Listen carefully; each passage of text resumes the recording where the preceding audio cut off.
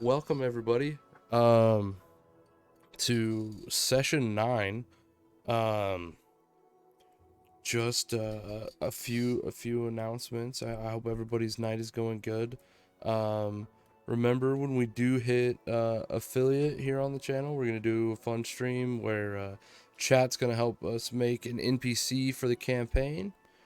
um and this episode will be up on Friday. I haven't been able to really get a time down on Friday because of my other job, my other work schedule. Sometimes it's later at night, sometimes it's early afternoon, but it will be up Friday. Um, all the other episodes are on YouTube, Tales from Hylem, and I believe we should be live again next week. As far as I know. All right, no one said no, so I'm gonna take that as a yes.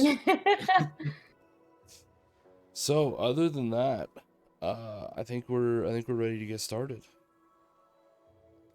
Last session was a bit of a doozy. So Say that again. previously on Tales from Hylem. As I'm sure you've guessed, Raijin is my drug dealer. And as it pierces into him, you watch this wave of these green veins shoot out from his chest. His eyes go wide, fall purple, and he falls backwards, breaking through the window and falling out onto the street. I think the first thing I'm gonna look for is to see if all three bodies have their heart there still. Inspecting the chest cavity area closer, you do find that all 4 of the bodies are missing their hearts. Hello. Is Arthur around? Unfortunately, he's been called away due to business. Is there something I can perhaps help you with? Can he spare some men for me? I could not make a decision like that. You could speak with his father. And I hurriedly make my way to the study. As you step in through the doors slam shut behind you, and you find as a blade is brought to either side of your throat. The outline of a figure a little bit shorter than yourself, shadow for the most part with the dim light, stops in front of your cell. You see as loosely grips the iron bars. Hello, brother. Toki agreed to meet again with Tillman Lungston the following night after hearing his full proposition. Then, after making sure Takar was still alive, he made his way home for the night. Valandir hung around the dimming coals a little after it closed down and watched as 3 individuals entered and began accosting Garrett. Valandir stepped in, putting down all 3, but unfortunately not getting any answers. Meanwhile, Luna had another amazing night of tips as her cooking continued to impress the customers. That, however, was far from the most exciting thing that happened. Later that night, after making sure Kennever was asleep, Luna made her way back to the Frozen Flame Tavern to pay Raijin a visit. The meeting between the two was brief and ended with Raijin falling out of his window onto the street with his own crossbow bolt stuck in his chest. The next day, the party all met up at Toki's shop, minus Valandir, to discuss all the information that they had gathered the night before. In this conversation, some details of the previous night were released that created some high tensions between the group. While they began to work those out, Valandir went to visit Arthur Embermain. When arriving there, he discovered Arthur wasn't home, so went to speak with GT Embermain, Arthur's father.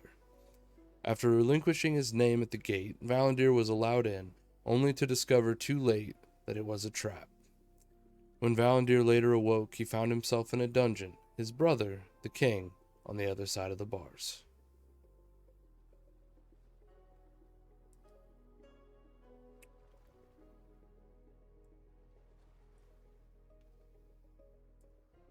Meanwhile, ignorant to this situation, but many other situations on their plates, the rest of the party is currently at Toki's shop in the back room, and I believe you guys were just beginning to discuss exactly what to do with Tillman.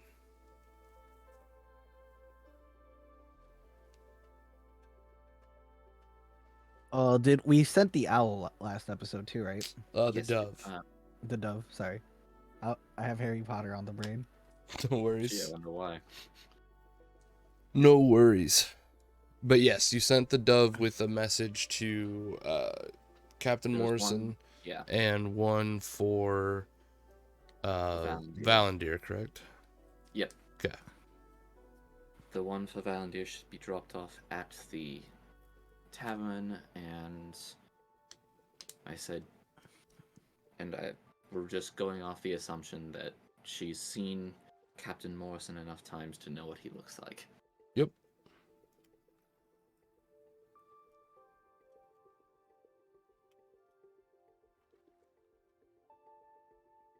So while you wait for that, yeah, I believe the last question posed was a very I know we don't want to talk about it, but I feel like we should talk about what to do with Tillman, like how we're going to approach this.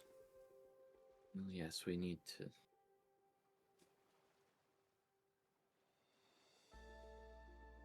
I mean, in terms of urgency, that's top of the list at the moment.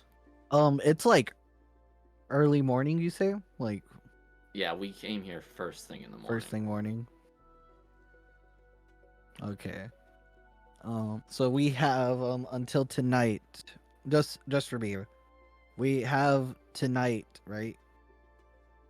Yes, he wants Yeah, an 20, answer 24 hours is what you guys Okay. discussed.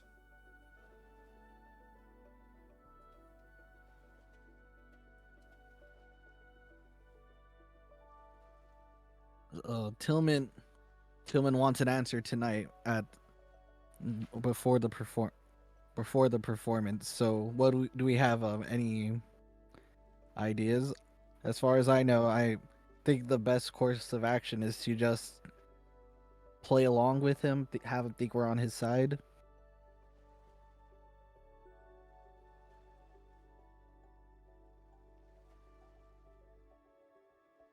I mean, yes, on that front there isn't really much of a choice, unfortunately.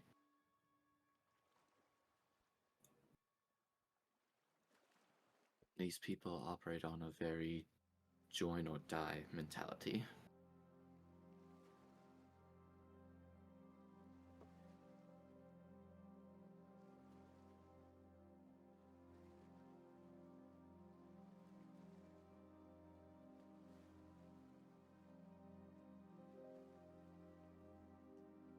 Takara, I know this is gonna be a difficult, but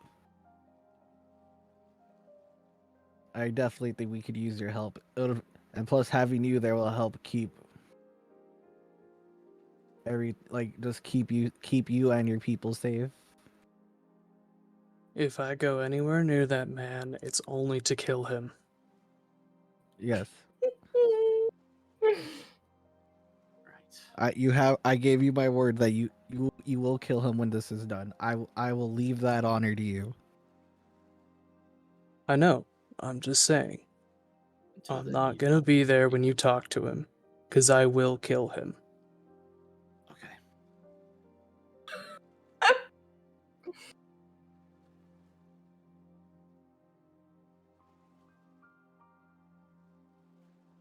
Right, Well, we're not gonna push that. Okay,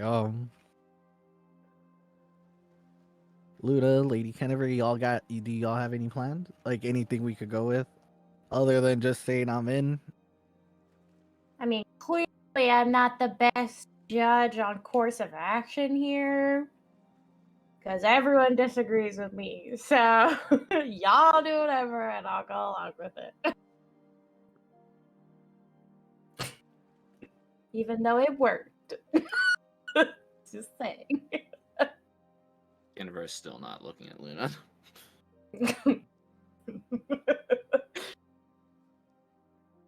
Well, let's see here.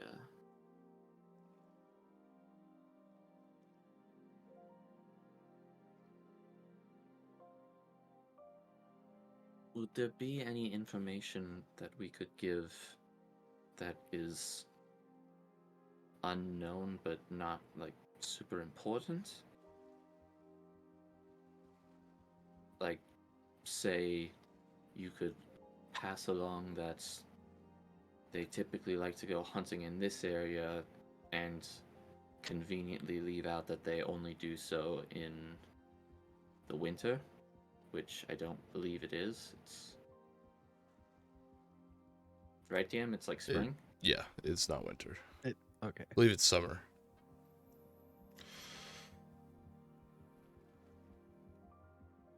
We could do that. Send them on a bit of like a little bit of a wild goose chase for that little time period. Just while we think of something else, because unfortunately we don't have a lot of time.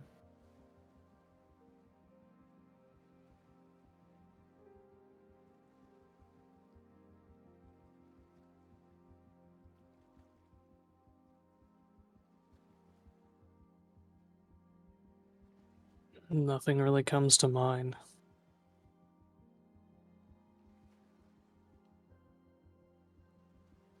Would I have anything like that I would know? About the barbarian clan, or what About the exactly? barbarian clan, yeah. Not really. Not really. Okay. I was just going through like my character's notes, see if there was anything I had.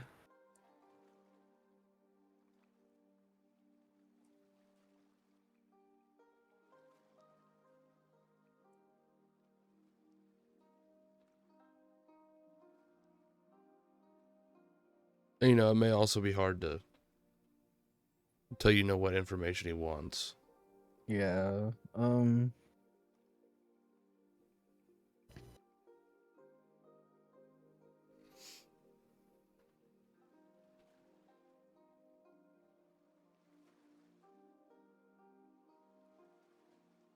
Them that Takar, don't bring up his name, uh, unless you already have, has been out of the loop for a while. And so reintroducing him will give him the info we need, and that'll give us more time, at least for tonight's meeting, to come up with some things to guide him down the slightly wrong path. Right. Because to be fair, you did bring. Oh, actually, I don't think I would know that. To be fair, we were stranded on an island for a period of time. He doesn't necessarily need to know how long we were there. Or what your guys' adventures were beforehand. You could just make something up.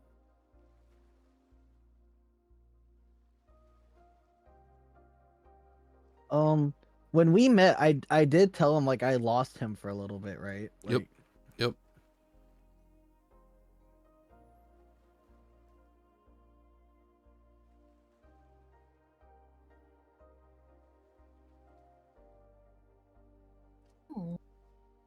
it mostly just depends on what information he really is looking for.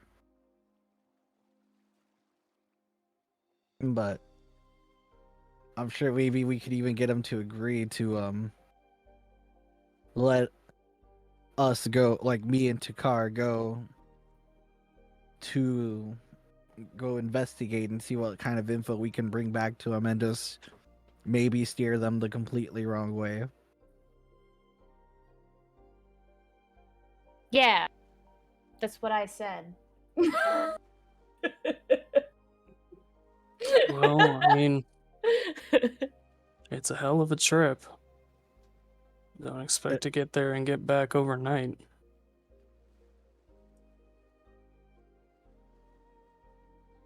It'll buy us plenty of time to come up with a better plan.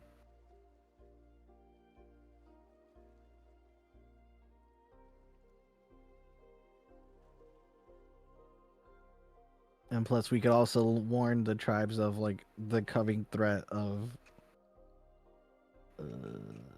Where was it? I appreciate y'all's notes, but there's so much to skim through. It's so detailed. You're welcome. Yeah, maybe if you just read them after the session, you would remember things better. I was there. Why do Like I have we to do. reread them after the session? Like Well, do we you do. remember? No. Clearly. I moved. I mean, I suppose as long as you remember, then they probably aren't talking to you. To be fair, he didn't really talk about what his plan was, just that he heavily insinuated. He had the plans. problem that they wanted him gone. Yeah. I was just gonna see if there was any specific details No, in just that. he heavily insinuated genocide and enslave any survivors, but he didn't outright say that. Yeah, that's what I was thinking. I just wanted to see if I actually thought if like he actually said more than that. I know it was like implied. Well, he did say. Actually, I don't think I would know this. So, he did say that he wants like a group of soldiers to go in like off the record in secret.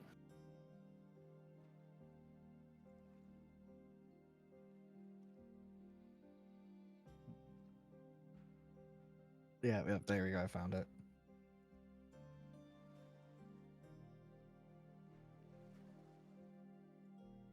Because he did want me to send to Car. Yes, he wanted Takar because Takar could be an inside man. Like, could go back to the tribe, get new information, lead people into traps, stuff like that.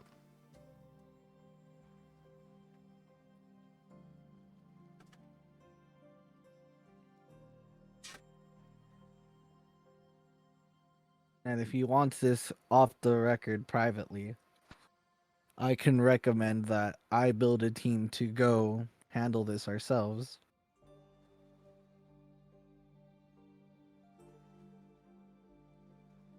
And clearly, this would be the team.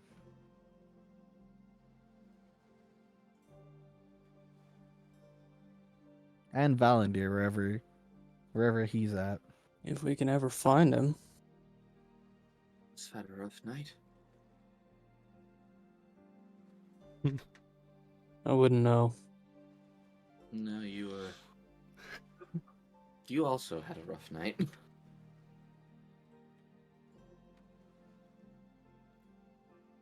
Oh my gosh, that was that was all like yesterday. Holy Mhm. shit! Yes, yesterday was the longest day ever.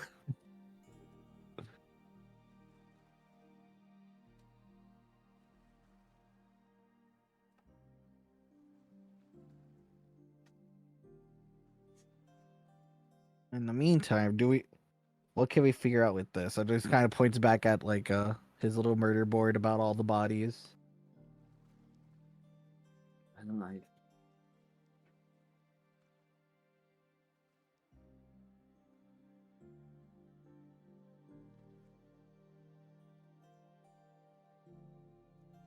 You mean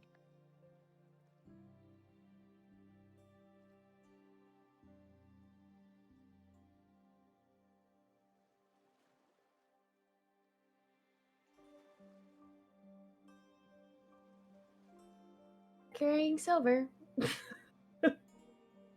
yeah, we silver is typical. I think maybe it's too obvious, but I really can't think of anything that it could be other than some sort of lycanthrope.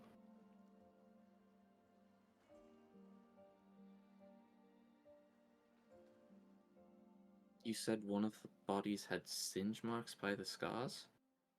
Yes.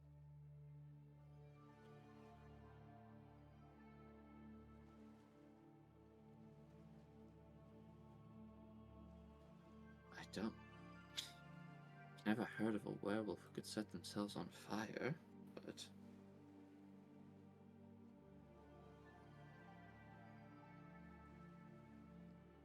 And with how spread out these bodies are, I mean, assuming that the sea witch was telling us the truth, and I don't really see why she would have any reason to lie to us. we can assume that there are two.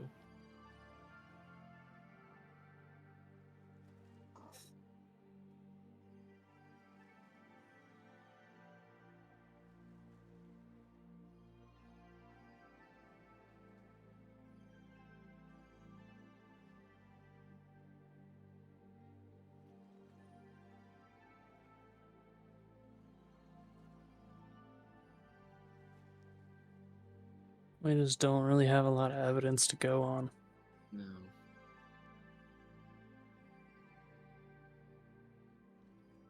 The only thing we got is the fact that they exist. Well, and we do know fear was involved in the one that was left in front of my house.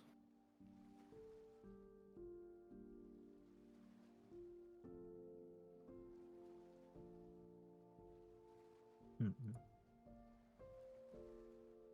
I don't suppose there was any identification of the bodies that was able to be done.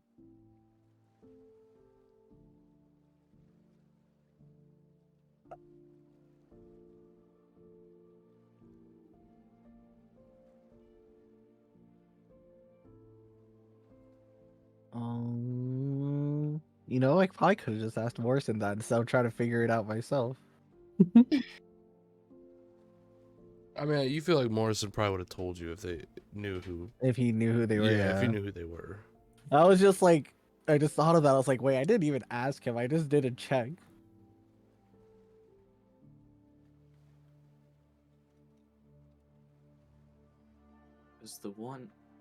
There was the letter. But I don't know if the fact that there were 3 other bodies in completely different sections of the city feels like they might not have been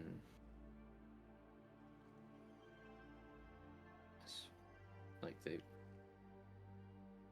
It feels like the other 3 might have been random, but this first one wasn't.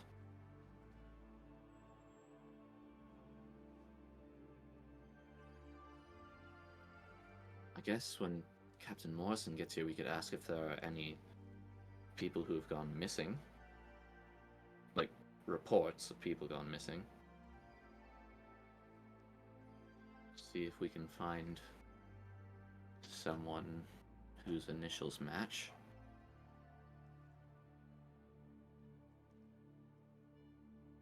Weren't there 2 people at the one that we first looked at, There were 2 but sets only of one initials. body? There were 2 sets of initials in one body. I'm assuming one of the initials belongs to the victim, and the other was like a lover or significant other. or possibly the beast we're looking for. Possibly. Full. Oh. Whoever was supposed to be didn't drink it.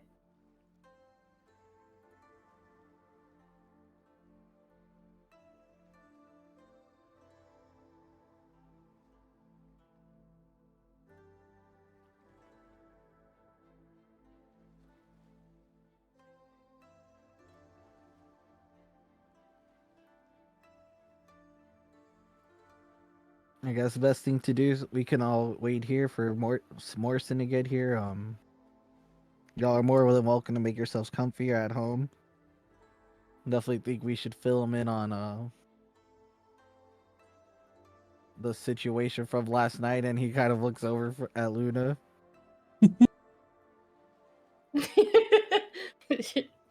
She's vibing. At least maybe he can if there's any evidence that proves it was you, that he can sweep it under the rug.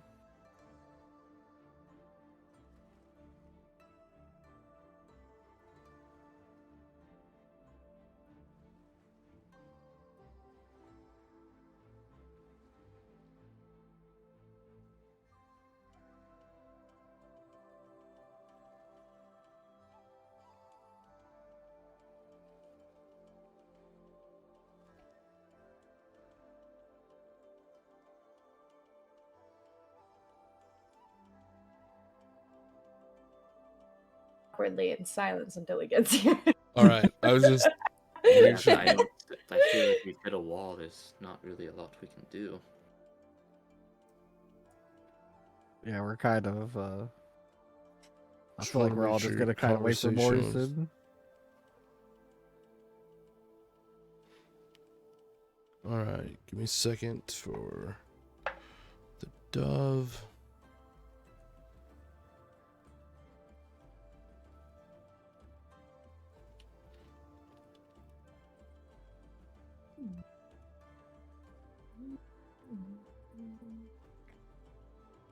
Okay.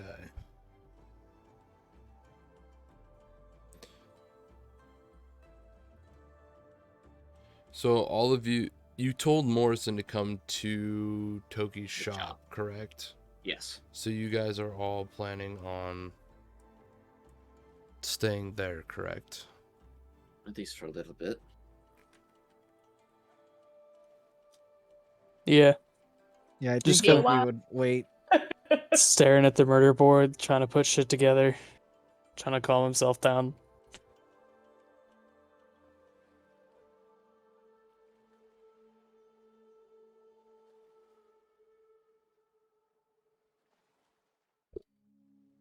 All right.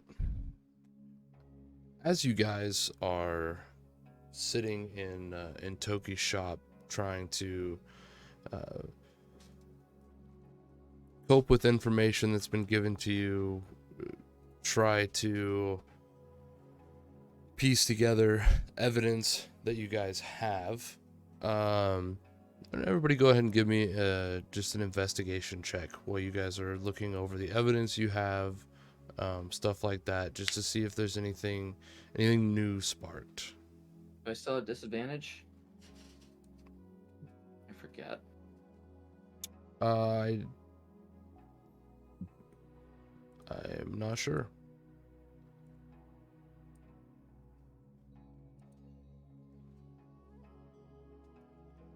Oh, that's a 13. 23. 14.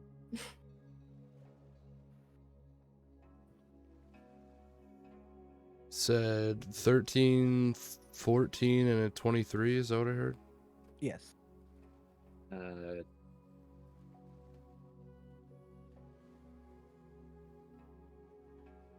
24. 24.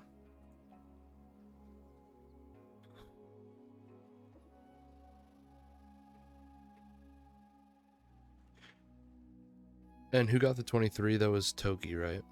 Toki. Kind of are focusing kind of on the case closest to you, the corpse that was literally discovered on your front porch. A few things don't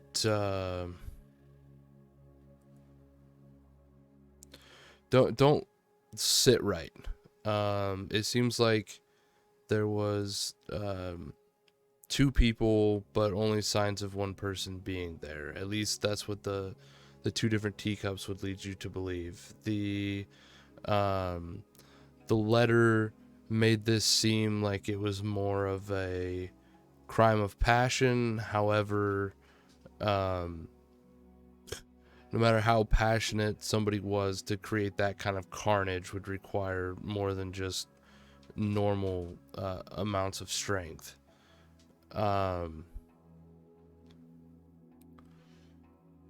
Something that you find a bit interesting is the cup that is full.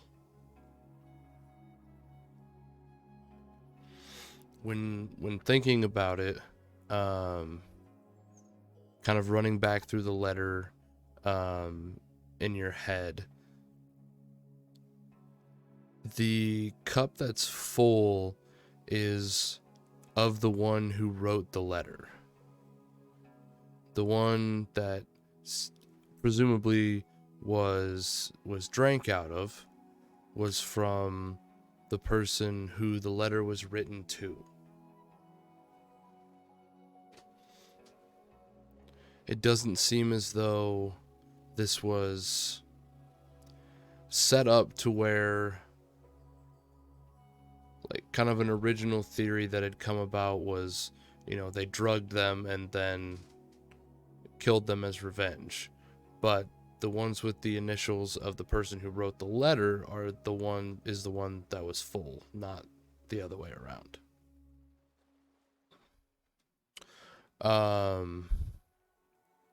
Toki, kind of focusing on the riddle a little bit more as you're going through your notes, running back through everything, thinking over everything that was said, the way it was worded, understanding that sometimes riddles, they're not straightforward. It's very twisty and windy how they get to their meaning. And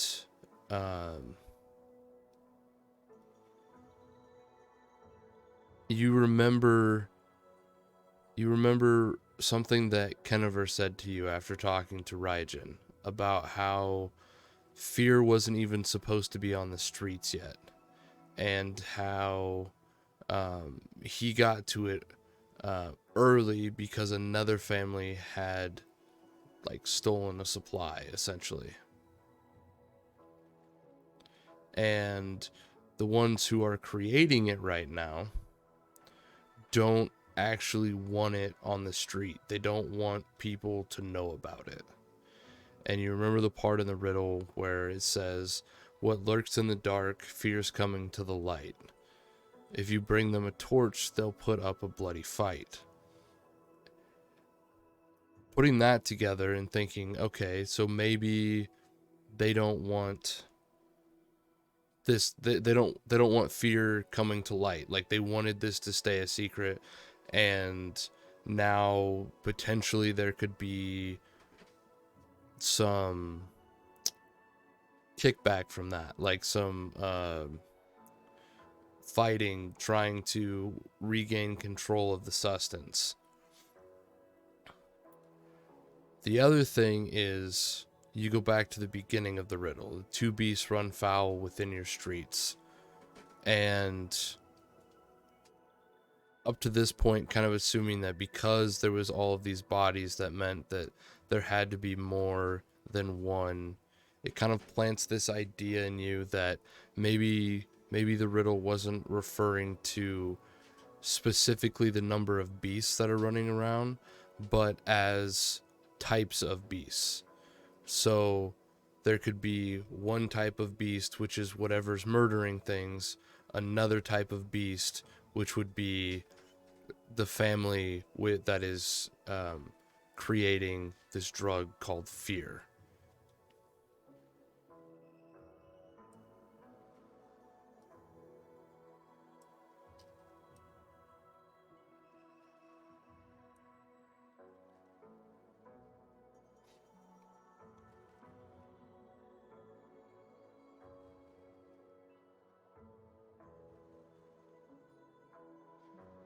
While this is happening, Takar, you can kind of take a second, take a few deep breaths, think about anything but Tillman.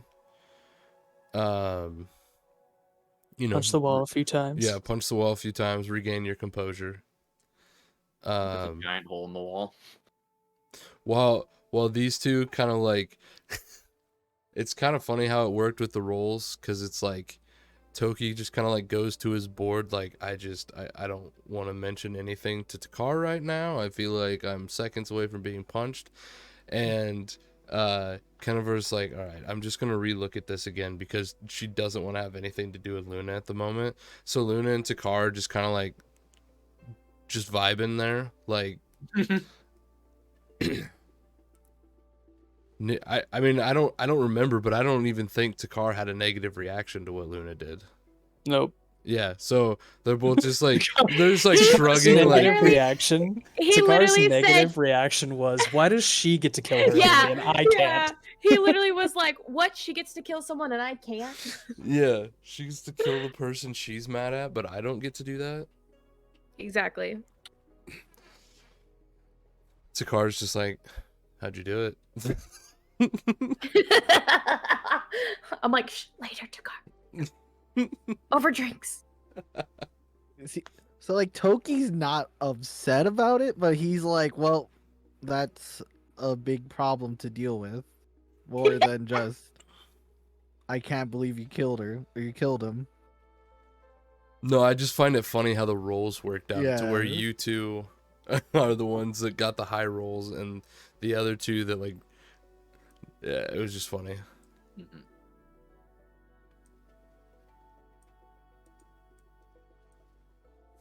But yeah, you guys can share that information with each other if you want to. I mean, since it is just the two of us, I will share it telepathically with Toki. What I figured out. Enlighten all of us. I think Toki would have just kind of shared with everybody his information. Okay. Just this new idea these new Yeah, the ideas you new guys idea, have come up yeah. with. Okay. I know Toki would share his with everybody.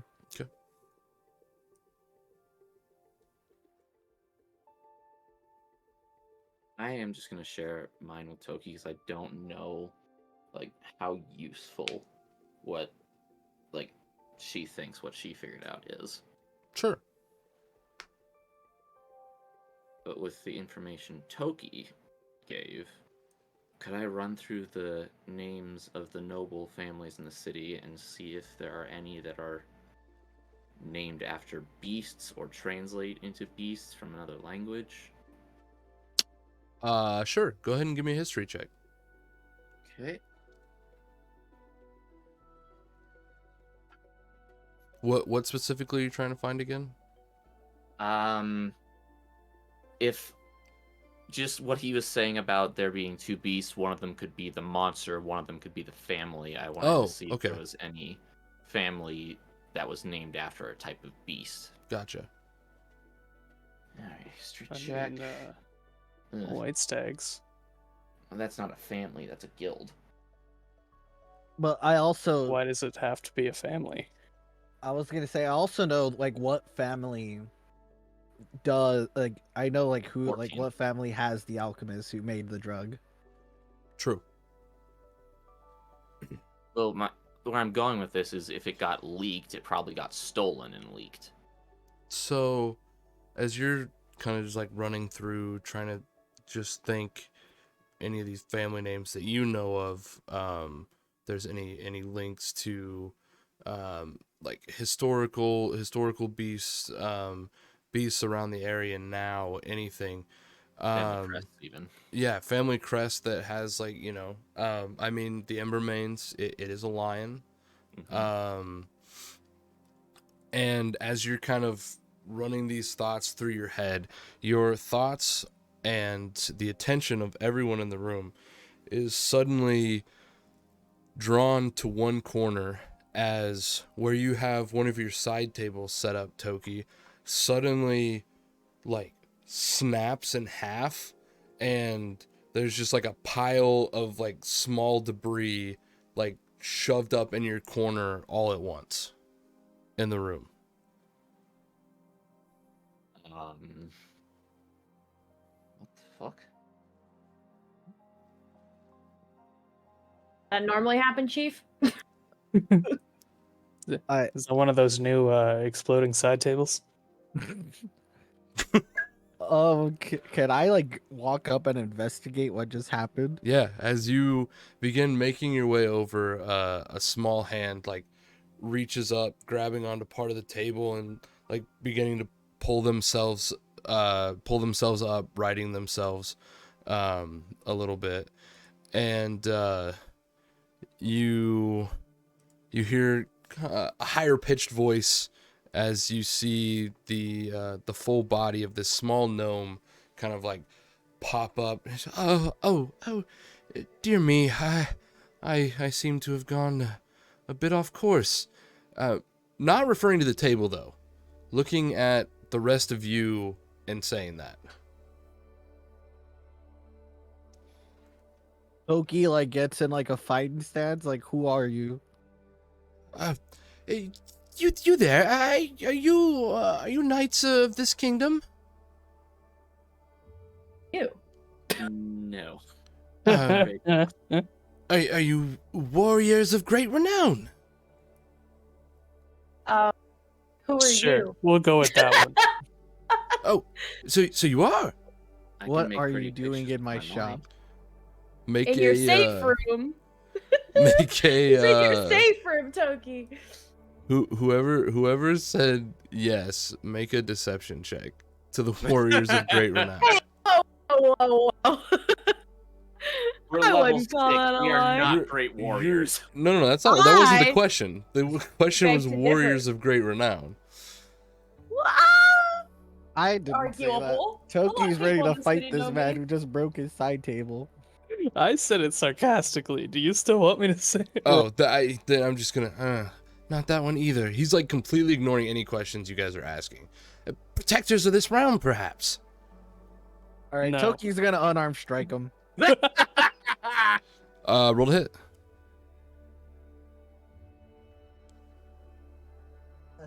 Hold on, it went behind my monitor. That's an 11 plus 7, 18. He very absent-mindedly like waves his hand in front of him, and you just half an inch from his face, your fist just crashes into this blue, sparkling energy. Well, then it would appear that I was correct and I've gone off course. Well, I suppose you guys are gonna have to do. I'll explain on the way. And he waves his hands in front of him. You guys watch this circle illuminate underneath your feet, and then you are all falling. Fair. Is this what I think it is? Can I make some kind of check to make sure I'm just not hallucinating? Fair. Is this what I think it is? Make a wisdom saving throw. Is this what I think it is? Wait, all of us? Anyone that wants to make sure that they're not hallucinating at the moment. Nah, I'm fine with it if I am. How far down is the ground? You don't see the ground. Okay, I'm gonna pop out And- my wings then. In fact, looking around, all you see is just space. Some shining lights off in the distance, but you don't feel like any resistance, any pull in any direction, just that you are already heading this way. But it does feel like we're falling. But it feels like you're moving downward as you kind of begin to Slowly, or- acclimate into your surroundings. It's hard to tell. There's nothing close enough to like gauge your speed by, but it feels almost relaxing. I hate it here. That was a 17 for my wisdom save. 17. It seems pretty real, man. Doesn't seem like you are hallucinating any of this. Like I said, I'll explain on the way. Well, my name, I am Pupperdink, and I have a bit of a problem. So I was cleaning out one of the storerooms, and I opened the wrong door, and now there's this a very large, it's a winged creature. I don't. He's been sitting in there for probably hours now, just eating a lot of our food supplies. Not that I'm worried about the food supplies going out, but I'm worried about its eating and growing, and I'm not exactly sure what the beast is, per se. What do you against winged beasts that eat a lot? I don't know. I'm just a janitor here. I tried to use an item. It was supposed to take me to heroes who would help, but I found you instead, and you'll have to do, because I can't afford to lose my job. And why should we help you? I mean, you're already here, so... Where is he? Good point. That is You not wrecked an my obligation. table. We were kind of in the middle of something. I mean, I'm in. Now you're in the middle of this. And you wrecked my table. I can get you a new one. Why are all the gnomes with magic we meet so pretentious? Hey, leave them be. You really shouldn't speak ill of the dead.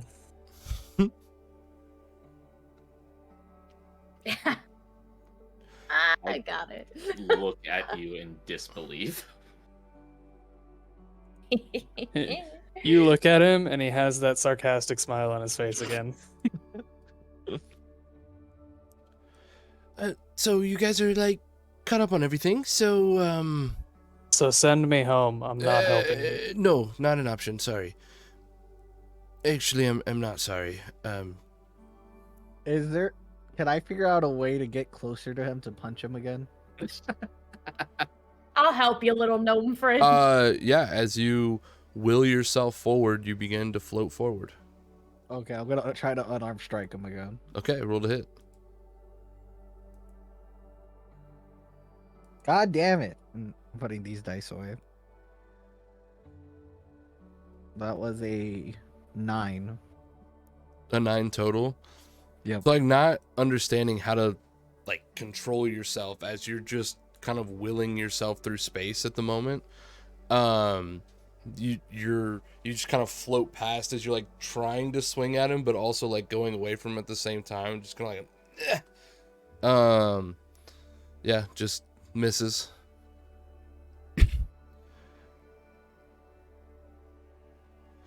We're almost there now, so just hold on. Sometimes the landing can be a bit precarious from time to time. And now as you look down, it does seem as though you're falling really fast because there is a floor in front of you, like a marble floor, and it is coming closer and closer very, very quickly. And I need everyone to make a dexterity saving throw. I'm gonna pop out my wings. Wait, whoa. question. Here's my Did he reaction. magically dress me in my armor? Or am I still just in my business clothes? You would still be in your business clothes. Okay, cool. That means I don't have disadvantage. Okay, what are we rolling 17. for? What are we rolling for? What'd you say? Dexterity saving throw. Oh! Ooh! Can I got- throw my Got me a wings nat out or no? 20. Oh, Ooh. let's go. Oh! I got a dirty 20. What is that? I Like didn't a even 30? need it because I got slow fall.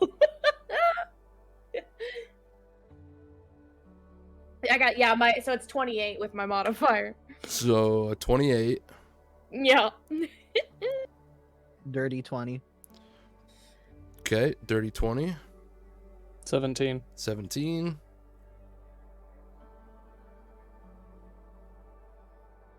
Dex save? Yep.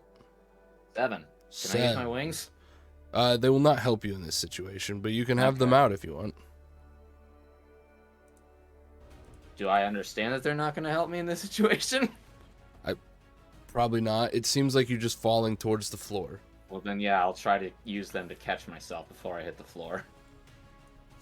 As you guys reach like where it feels like you should be hitting the floor, it's like you're spat out of something and just thrown in different directions within this room.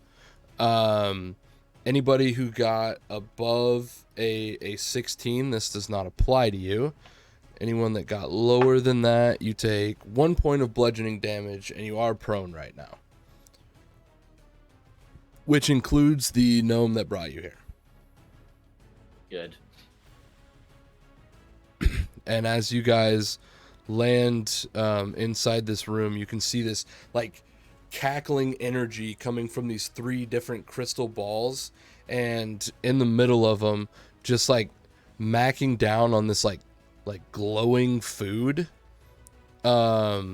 is a very, very, very large, not large in the way of like super intimidating, but large as in the way of has eaten way too much. Wyvern is sitting in the middle of the room in between all these little things of energy as it's like crackling and shocking through the wyvern. I need everyone to roll initiative. This is the D&D version of Fat Chocobo. Certainly feels like it. God fucking damn it.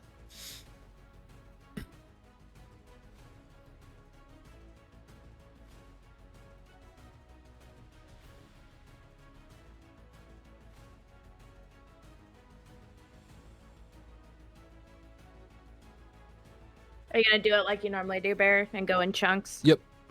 Okay. So, as you guys find yourselves kind of spread out throughout this room, landing in your various spots, most of you like catching yourself on something, gaining your balance, and you see this like wyvern in the middle. Go ahead and 25 to 20. 21. 21, okay. 22.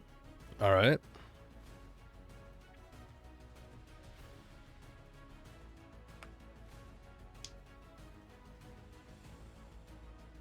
$20 to 15. 18.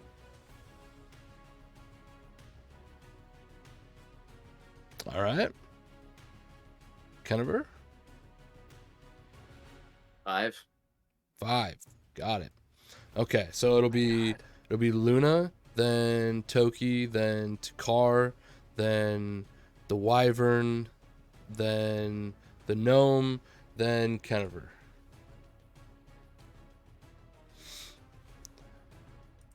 Sweet. Yeah, I'm gonna attack. All right. Oh gosh, I'm not ready. Okay. So yeah, I'm gonna go ahead and throw these hands. Do let me it. roll. So I got 15 plus 8, 23. 23 hits. Can you get there? I was gonna say, can we see? Oh wait, where is it? You're here. Oh my god, I didn't even look at the map. I'm a doofus. Sorry. Are these desks or are these bookshelves? They are shelves. They have various items on them. You see a few different wands, a couple different what look like some sort of spell books. I can get there. A crystal ball on one. Just various items. Pretty sure there's a wall in between you and it. Yeah, yeah, but so the door is here and here. There's two doors. I think you still can if you either dash or step of the wind to dash. Yeah, I think I would arrive. Step of the wind. Okay. Because I want to be able to attack this round. All right. So yeah, you can definitely move yourself over there. Okay. Yeah. Oh wait, God. Wait. Oh God. How do I move myself? I don't remember. You just have to Click on the cursor. Click on the mouse. Pointer. Yeah, okay. I can't move mine though. Help. Oh, We yeah. might not have control over them, I don't think we have control over these ones. but we could just drag ours back, ours on it. Yeah, Just Oh, I move got them. it. I got you. I got you. Oh my God, I can't even see the squares next to him. Oh, Sorry. yours says you can control it, Mr. Gibby. Or unless you just put that one on there. I had put one on there, and then you Okay. said you got it, so I deleted it. Okay. Let me. Wait, would I have been able to Yeah, get there through you go. whatever this electric current is without harming myself? Yep. Just Oh, okay, great. it's like kind of cackles around you, but it's like it's avoiding you. Oh, okay. Doesn't want to touch you. Yeah, and then I'm gonna do. So that's my bonus action, right? Can I only do one bonus action, or can I still do either my Fury of Blows or my Stunning Strike? Yeah, no. So Stunning stunning strike you can do because it doesn't require a bonus action, but Oh, okay. but Fury of Blows. I can't because I just yeah, used my bonus because you action. use your Okay. bonus action. Yep. Got it. Okay. Yeah, then Okay, so I already rolled. What did I just say? It was 15 plus 8. For my Yeah, first that attack. hits. Okay, so then I roll a d6. Oh, it doesn't matter if it's unarmed or with my sickle. So I do 8 points of damage on the first one, Okay. and then on my second one, I nat 20. Let's go. 4. Oh, so yeah, it would be like a 28 to hit or something. for Well, yeah, it's a nat 5 20s. plus 3 is 8, and then double it, right? No. So No. add How does it work? the maximum you can roll, and then Yeah. plus what you just rolled. Okay, so 6 plus 3 is. Do I add my modifier on top of that? Yeah. Yep. Okay, so 6 plus 3, so 9 plus 5, 14. 14. So 8, 14. Yep. Did you want a stunning strike? And yeah, stunning strike. So Constitution Thanks, Christian. saving throw. Gotcha. Just because my Um, character is mad at your character doesn't mean I'm mad at you. It's 17. Sorry, what? 17. Is what you rolled? Yeah. Yep.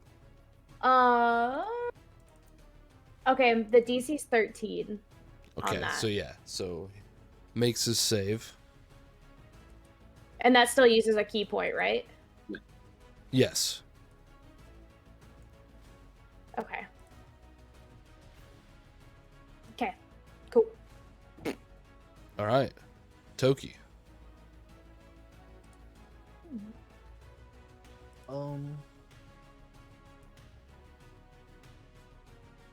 Well, Toki doesn't have any of his weapons on him, so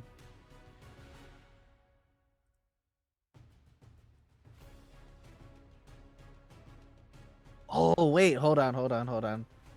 I gotta fix something on my character sheet. I don't have 20 feet of walking anymore. It's true. Your boy got his 40 feet. Wait, right? Level 5 Yes. does what? Level fight adds 10 feet. Cool. So yeah.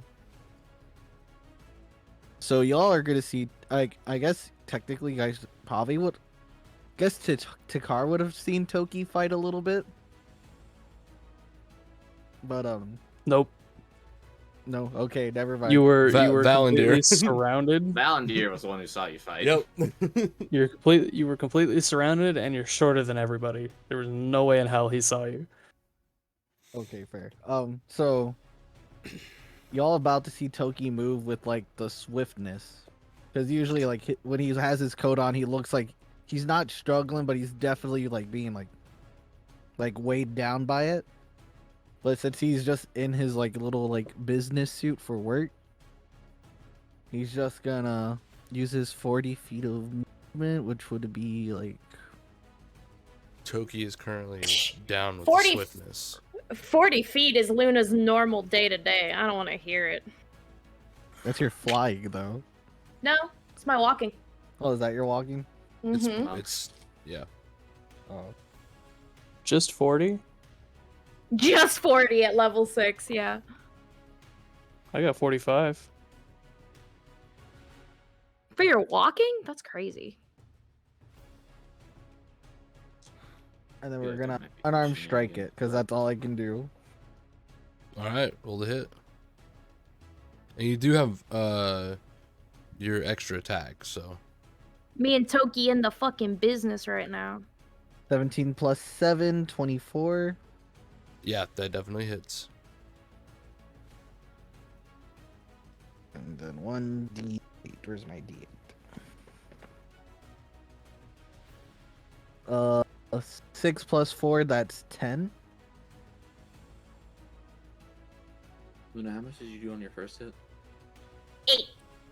And then No, I can Yes, 8. I could do an extra attack even though it's just gonna be another unarmed strike, right? You took that's your fighting style, so Yeah. So then the second one.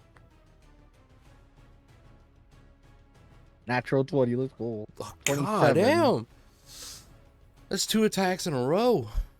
Like 2 player turns in a row. Let's go. So Dice are in our favor tonight. that is full damage, so that's an 8, right? Just right Yep. off the bat. So that's 8 plus 4, 12, and then plus the 4 I rolled, that's 16. For the second one. Your unarmed strike dice is a D8? Yep. Yeah. And if it's if I'm armed and I still do an unarmed strike, it's a D6. Mm. Unarmed fighting. Gotcha. Okay, got it. You said 16? Yeah, that was. Yeah, 16. I had to like do math again really quick. All right, and as your second punch hits this wyvern, it like kind of rolls a little bit, like not really able to stand fully. It's just kind of like wobbling at this point, and two of like the crystal balls like light up with a bunch of energy and just shoot it into the wyvern, and you watch as it like its muscles kind of like get a little more veiny and start to grow as the wyvern grows in size. But then you watch as the blue ball over here shatters, and now there's only 3 crystal balls giving it energy right now.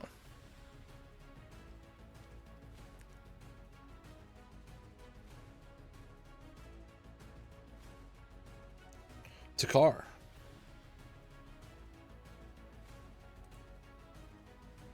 All right.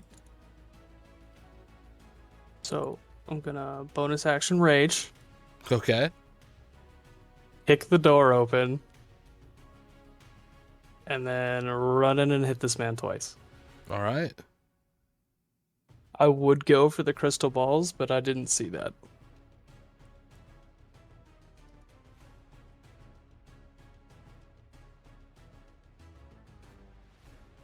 Roll the hit. I am. I just forgot my bonus. 18. 18 hits.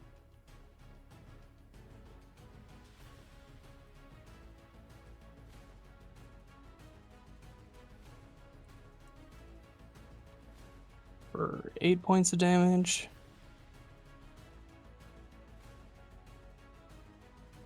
And then 16. 16 misses. All right.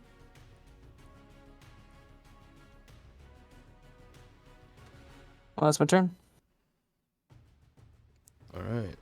The wyvern is kind of like hobbling around, trying to look at which one it wants to go for. We'll just roll. It's gonna swing at you, Takar. Do it. Do it, chump. So he like swings this like bulbous, swollen tail in your direction, and you just duck underneath.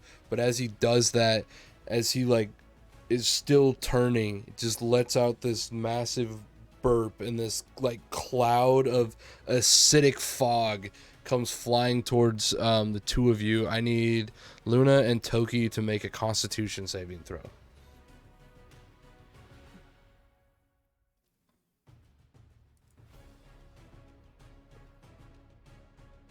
22.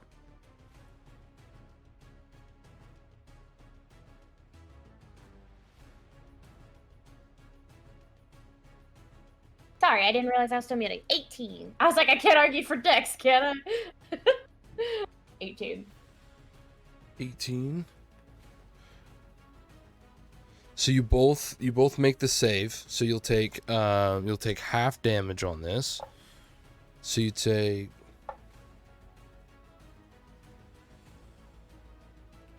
3 points of acid damage as the cloud just like continues on past you. Kennever, it's not quite your turn. Sorry. Let's see. Just gonna get to there with his turn. And now it's your turn. I'm gonna look at the gnome. Do you need this thing alive? No, dead would be preferable. Okay. Well, I will... I mean, I've got the wings out. I might as well use them. I will fly over here. Because I can and just cast mage armor on myself.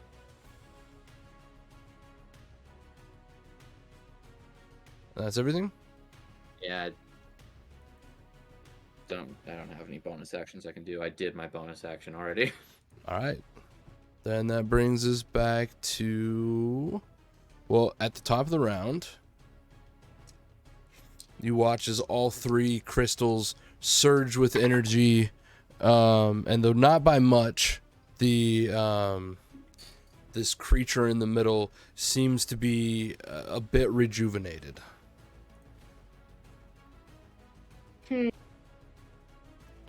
And now it is your turn, Luna. God. I'm gonna smack him because I don't know if I should touch the electric balls. I'm gonna hit him. All right. What's my modifier again? +8. Right? Yeah. Dirty 20. Dirty 20 hits. Okay. And then he'll take 7 damage from that one. And then roll again. 19? Yes. So I'll take 7 from that one. And then I'll use Fury of Blows All to right. make 2 more. Don't forget, you can stunning strike on any hit. Yeah. It costs my key points, which I kind of need. So 14 plus 8, whatever that is, 22. Yeah, it's so that's 9 points. Okay. Ooh, I don't know if this one's gonna hit or not. 9 plus 8, 17. Yes, 17 hits. Okay. For 6 more points of damage. Is that a flat hit or a glancing blow? That is a flat hit. It's confusing right now because I know a 16 missed last turn, but things have happened since then. Turn. Yep. So the AC is no longer the same as it was last round. Things are not as they once seemed.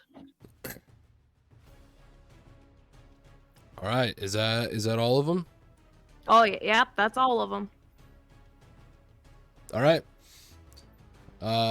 Toki.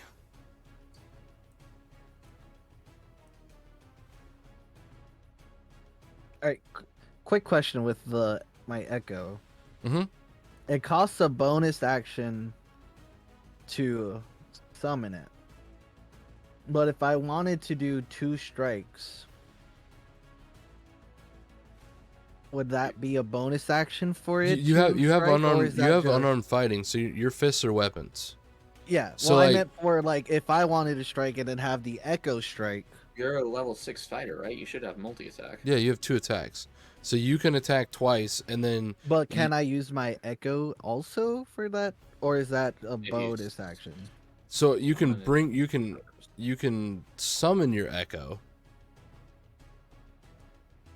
But if there's something else that requires another bonus action, then you wouldn't be able to.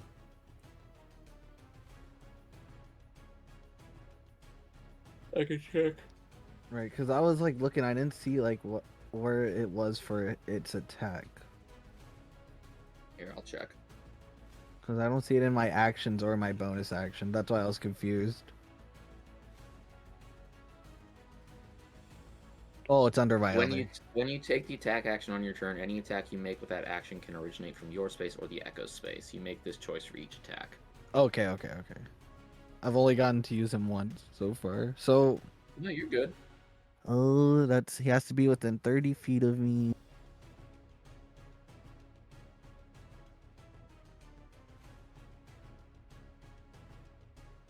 All right, I'm gonna put him right here next to one. The blue one is the one that broke, right? Yes. Yeah, the blue one Alright, broke. so I'm gonna put him next to this purplish Sorry, I one. was trying to find a Something I could put over that so you knew.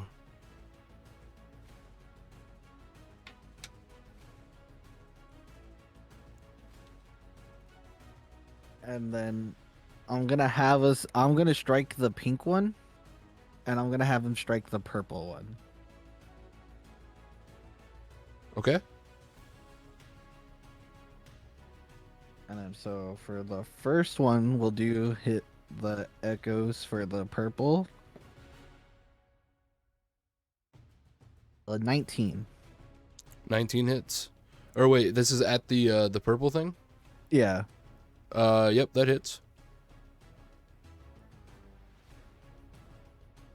And then that's Here, we'll just use this.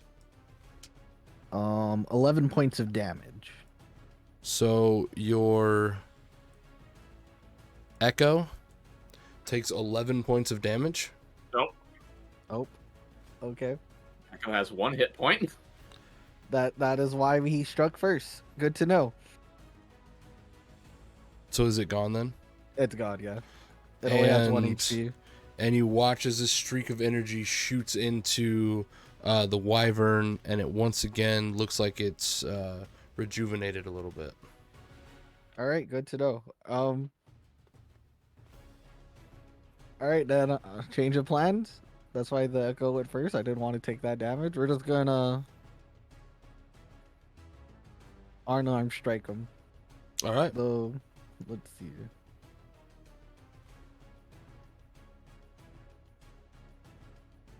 Uh, 13 plus 7 for a dirty 20.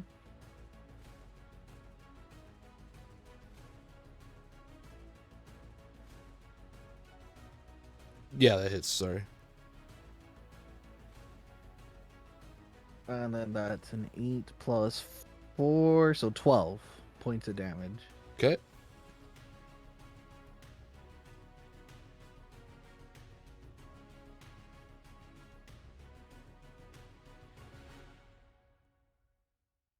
And that's my turn.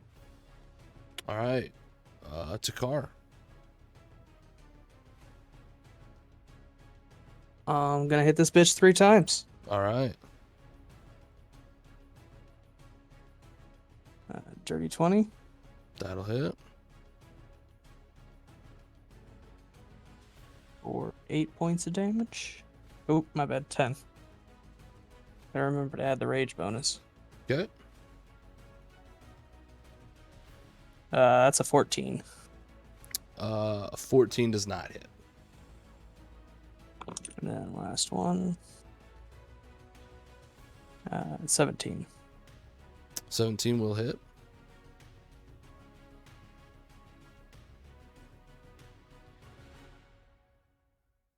for 12 points of damage.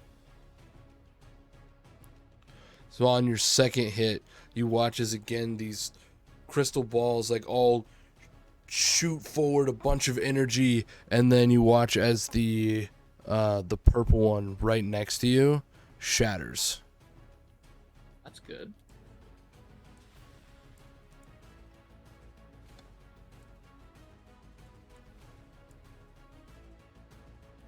Got it. Don't hit balls. Hit him until balls pop. All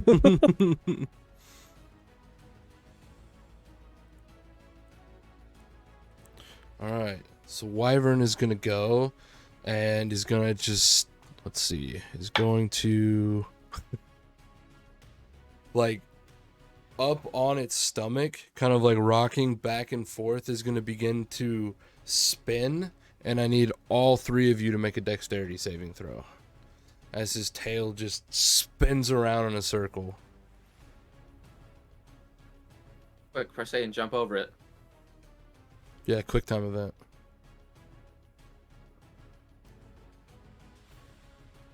Oh my 18. Saving 17. throws plus 8. 23. Yeah, so all of you, just as the tail comes in succession, you all just leap over the tail, and as he continues to spin, you hear this like loud rumble as he lets out just this another just massive burp that has a bunch of different colors and like sparkling through it, and I need everyone to make a wisdom saving throw. That is, that's right there. This will actually be. God damn it. Nope, he'll be out of it. So, 3 of you make a wisdom saving throw. 16. 21. Wisdom is 19.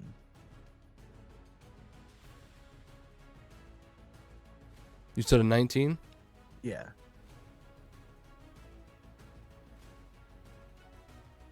Yeah, so for a second, the entire room like kind of starts doing one of these numbers. It's just like really like wavy, and then you kind of center yourself. This time, realizing it is an illusion, and shake off the effects. None of you are affected by the hypnotic pattern. Oh, Jesus. And that takes us to kind of to the gnome. I keep wanting to skip the gnome. Sorry. Yeah, I want to skip him too. He's gonna run over here, and he's gonna like dig through his bag and pull out a wand. This should do, and point it forward at him, and Fireball. cast a guiding bolt.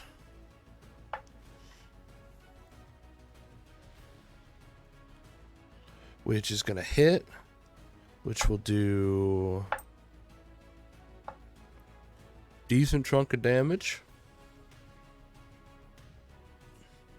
Bolt does a lot, typically.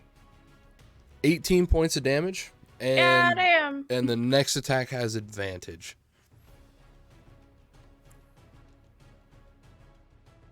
Get it, little gnome. You didn't even need us.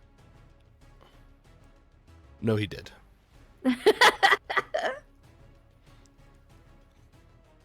So Kennerer. Okay. I'm gonna go out here and then just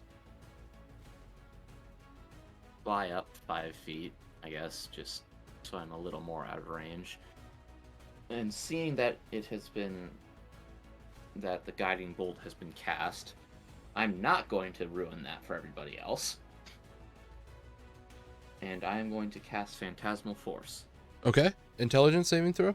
Intelligence saving throw, DC 16. It's a natural 20.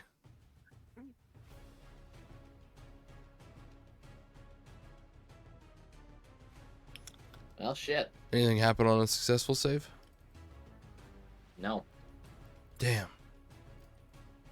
Savers suck spells, man. Indeed.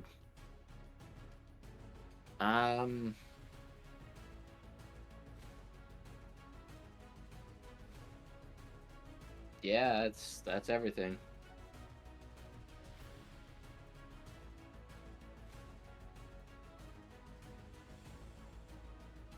All right, Luna, you're up. You're. Oh, hold on. Oh. Lair action. Lair action, the crystals. What do they do this time? They again flare up, shooting energy into the wyvern, and you watch as yet again it increases in size, and Takar, you're actually like pushed back by it. That's a big boy. Now is that my turn? Yep. Okay. Yeah, I'm gonna smack it. I'm gonna do Roll what this I first do one best. with advantage. Yep, and you have advantage because of the guiding bolt. Ah, perfect. Because the first one was a 3, but 18 plus 8. That'll definitely hit. Yeah. Shout out to advantage. So the first one does 9 points of damage. Does a 17 hit?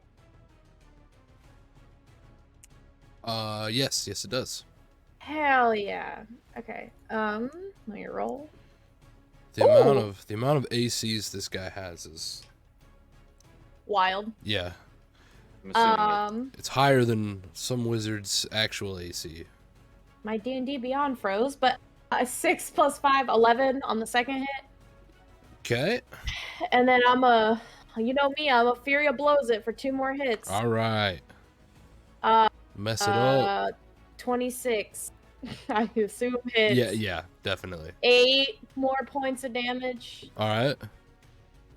And then another 17 for 8 more points of damage. But numbers up. All right. I'm a whap. Just punching the I just the dodged a blubbery zip dive dodge and outside. just- wha- Yeah. And Yep. you know, it's not like any of you have made a living out of fighting wyverns, but a few of you have definitely seen one, and you guys did face a wormling. And this thing is not fighting like any sort of dragonkin at all. It's just kind of like reacting. Toki, it's your turn.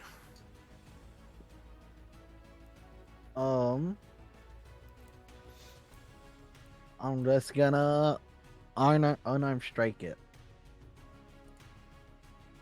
All right. 15 plus 7, 22.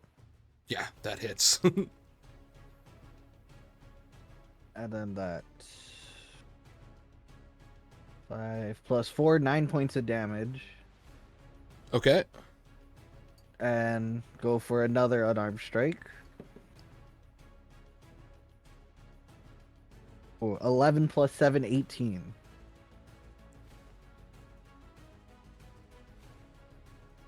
Yes, sorry.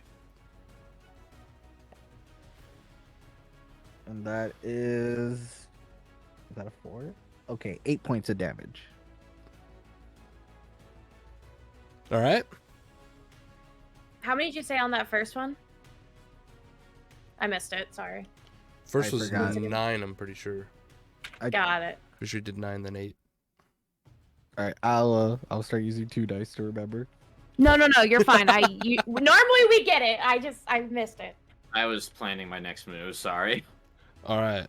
Well, That's everything? That's not right. Yep, that's everything. Takar. We'll beat the fuck out of it. All right. I love the party combo right now, just with the comment of Christian being like, I'm preparing my next move. Everyone else is like, I'm gonna hit it. I'm gonna smack it, bitch. All of us are like, let me smack it. I mean, I'm over here like, what spell or ability should I use next? Everyone else, whack. I'm a smack. 2 of them didn't even bother to pull weapons out. They're just punching the shit out of it. To be fair, my character's not like wearing his like stuff. Oh yeah, Wait, for sure. wouldn't it be But 3 of us? Did Takar pull out his weapon? yeah, Yeah, I did. Takar's Oh, using. using my wow, way to warhammers. ruin it. Way to I'm ruin sorry, I it. can't do as much damage as you guys can. With We're my all fists. just out here smacking it. I mean, if it makes you feel better, I'm still doing bludgeoning damage. You know, you're all doing bludgeoning damage. I suppose that's something. That's an 18 on the die. Yeah, that's definitely gonna hit. Sorry, it took me a second to process. 8 points of damage. Okay. That's 18 to hit. Yep, that hits. For 14 points of damage. All right.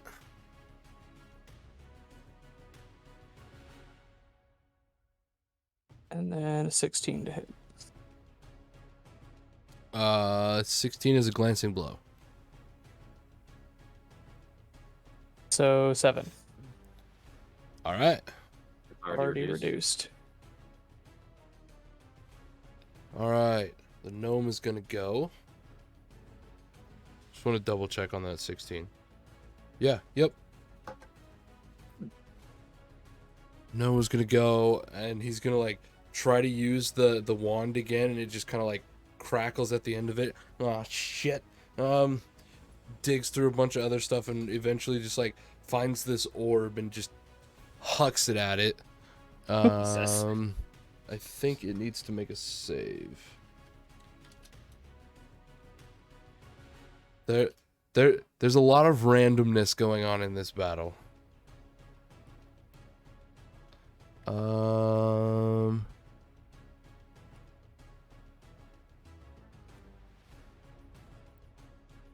Oh no, it's a roll to hit. Okay.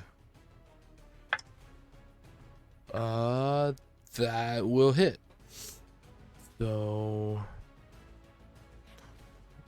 2, 3, 4, 5, 6, 2. So you watch as this orb slams into the side of it, shattering, and this like frost starts to accumulate along this wyvern's body as it takes 11 points of cold damage. I didn't know it did that. Kennifer. Give me just a second. Okay. So I'm going to. Yeah, it's right there. I'm gonna move over here. Just trust me, I'm there. And from there, I will not hit Takara with a 15-foot cone, will I? I mean, if you don't aim it at him. Okay, I didn't want to. I'm not aiming at him. I'm aiming at the wyvern. I Remember what assumed. happened last time somebody hit. No one even hit you. You just saw them Yeah, hit hit allies. Yeah. So Toki has no idea what you're talking about. no, he doesn't. I'm gonna fly up a little bit higher, just so I can make sure I'm not gonna have to worry about avoiding the tail. And her eyes are going to turn a bit more reptilian and draconic, and her mouth just opens ever so slightly, and you all hear this high-pitched whine sound as I'm going to use Psychic Blast on it. Okay. That's a saving throw, or? Yes, a dex save. Oh, Dex. Not that it needs it, but disadvantage. That's a -1. Okay. I'm gonna go ahead and say that. Yeah. So it's going to take 2d10 psychic damage. Okay, not quite a critical fail, but almost. Having a -3 to something is not fun. No, it isn't. Those went Actually, completely out of the dice tray. I take that back. Having a -3 to stuff can be fun. It can be.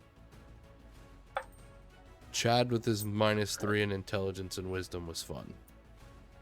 All right, so that's double 8, so 16 points of psychic damage. Not me with my -2 in charisma. All right. Which then takes us to Luna. Yeah. Well, layer action first. Oh, thank you. Yeah. So it happens. Oh, okay, so it's different this time. Let's see who is. So Luna I don't want it. is Toki. Toki's just in it.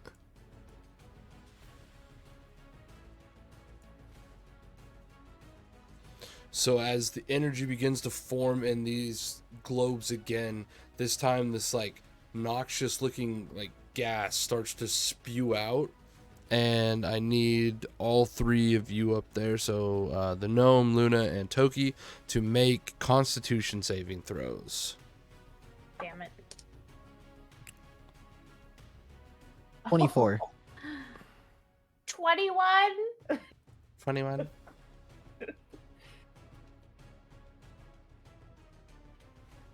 So the two of you just like for a second like have to put your hand over your nose as the smell from this is just awful. It's definitely the worst smell either of you has ever smelled. And you watch as behind you, you kind of first you hear just this like light like dry heaving sound as the gnome like drops to his knees and is like holding his stomach trying not to vomit right now. Oh, poor little gnome. Now, Luna, it's your turn. Okay, beautiful. I'm gonna smack him.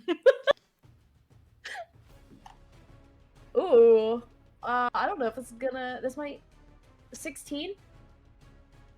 Okay, that didn't happen. So yes, a 16 hits this time.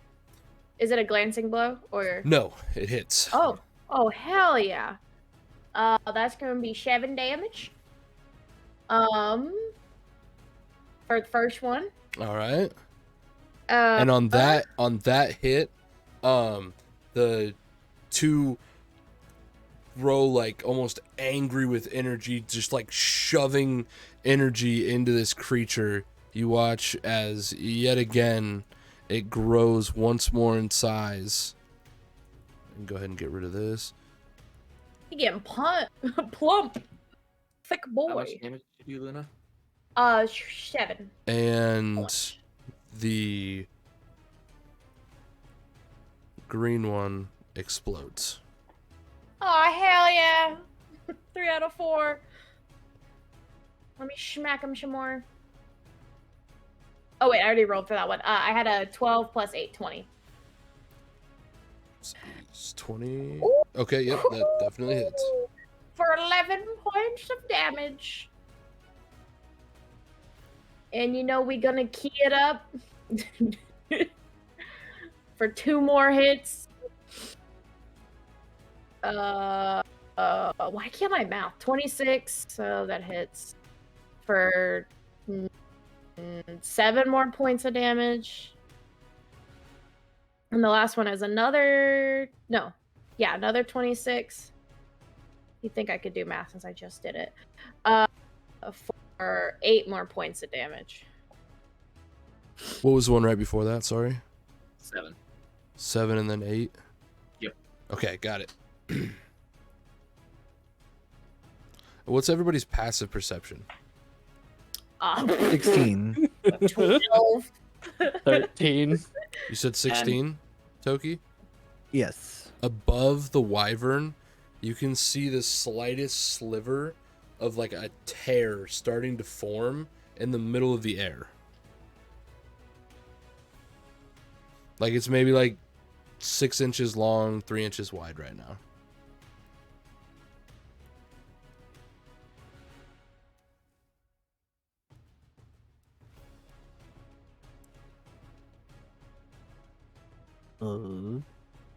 And it is your turn.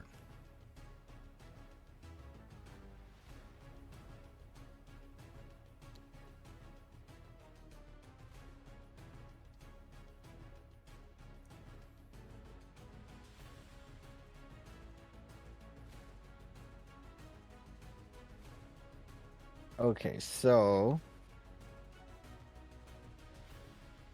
I'm just gonna punch it. All right. That's all I can do. Whack it. 21. Okay. 21. Yeah, definitely hits. Sorry. I don't even know why I looked. And then that's 10 points of damage. 10. All right, got it. And then second one is a Ouch. 15 plus 7, 22. Yeah, that hits. And that is 7 damage for the second one. All right. And I'm going to just use up my 1 action surge just so I can punch him again. Okay, and you can punch him 2 more times with your action surge.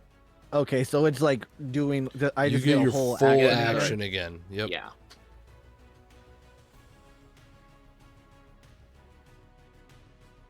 Okay, cool. So yeah, we're gonna go for 2 more punches. All right. Oh, that's a 17. Yep.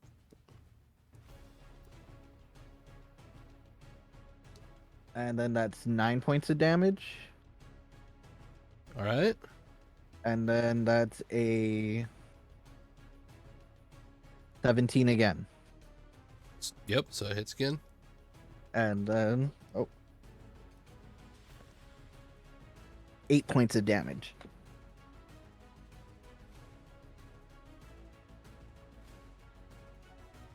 right. Is that it? Oh, that's my turn. Yeah, so just punch after punch slamming into this thing. It's starting to look very, very beat up at this point. Takar, it is your turn. And Toki, you can see at the end of your turn as that tear above the creature starts to get bigger. Like it pretty much doubles in size.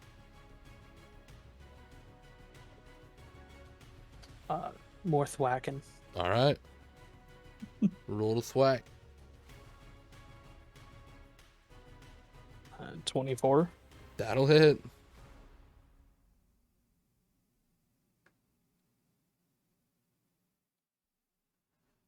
For 12 points of damage.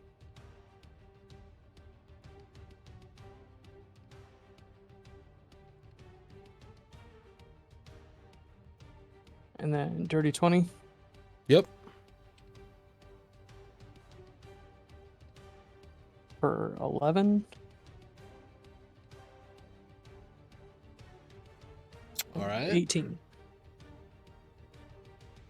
18 to hit. Yes. Yep, that hits.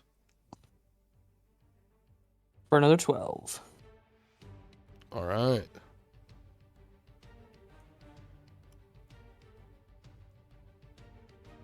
So again, just 3 more, just whacks with the hammer, and it's like almost started to like spin a little bit, like against its will, as you guys are just like hitting it, and it's not really able to control which direction it's going.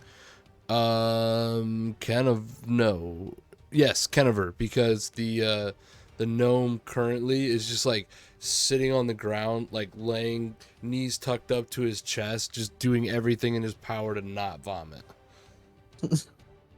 Okay. Poor guy.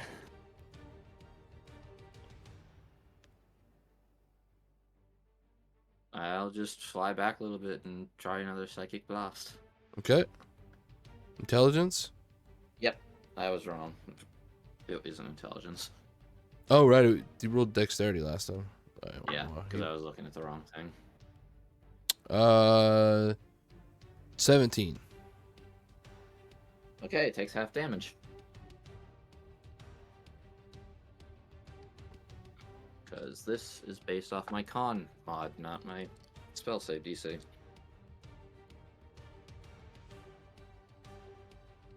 So he will take 5 points of psychic damage, which is already reduced. All right. At the start of the turn,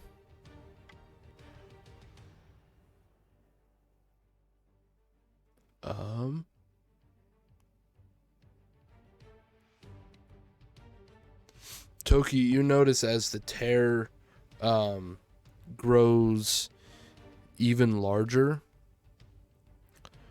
the creature in front of you shrinks down a little bit, and it looks like they have just like this like gleaming coat of some sort of shiny substance across their body now.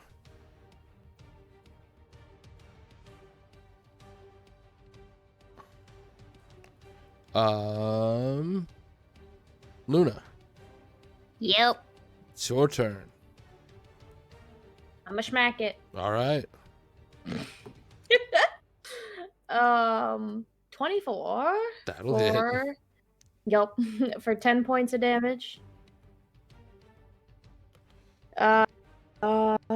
27 for 7 points of damage. And this is my last key point. 19 for 10 points of damage. All right. And 19 for 10 points of damage.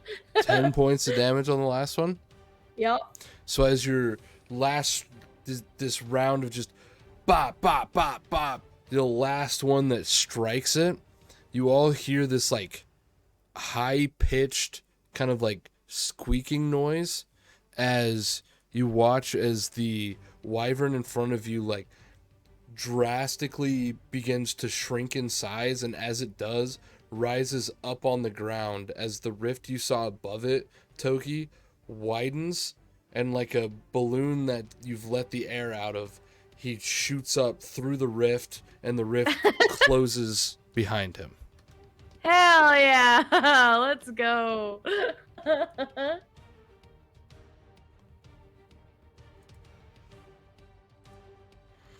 What the fuck? And take a shower wherever you go.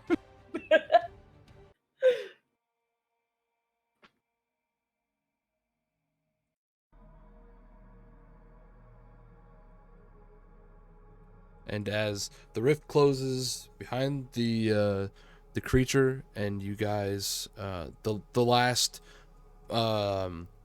crystal ball here shatters.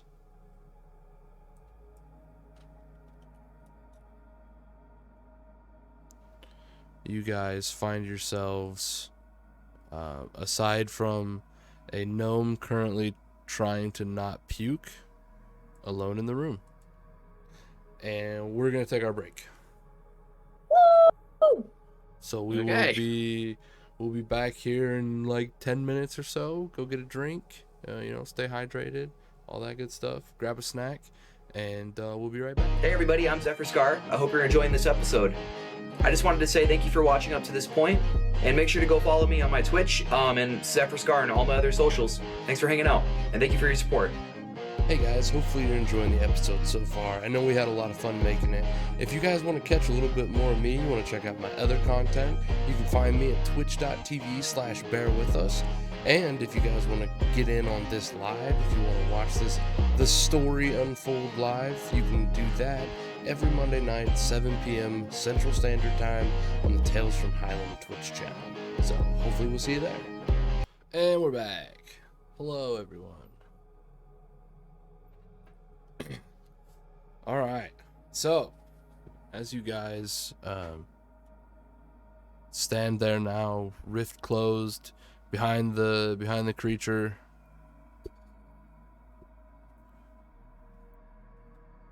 Puppertink's still just like just now starting to crawl up off the floor, like using the table next to him to like help him stand up.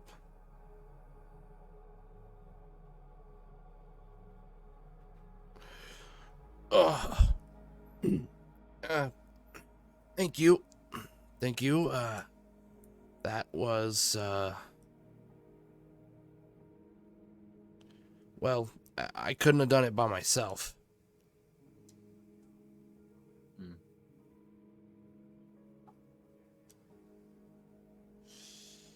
So,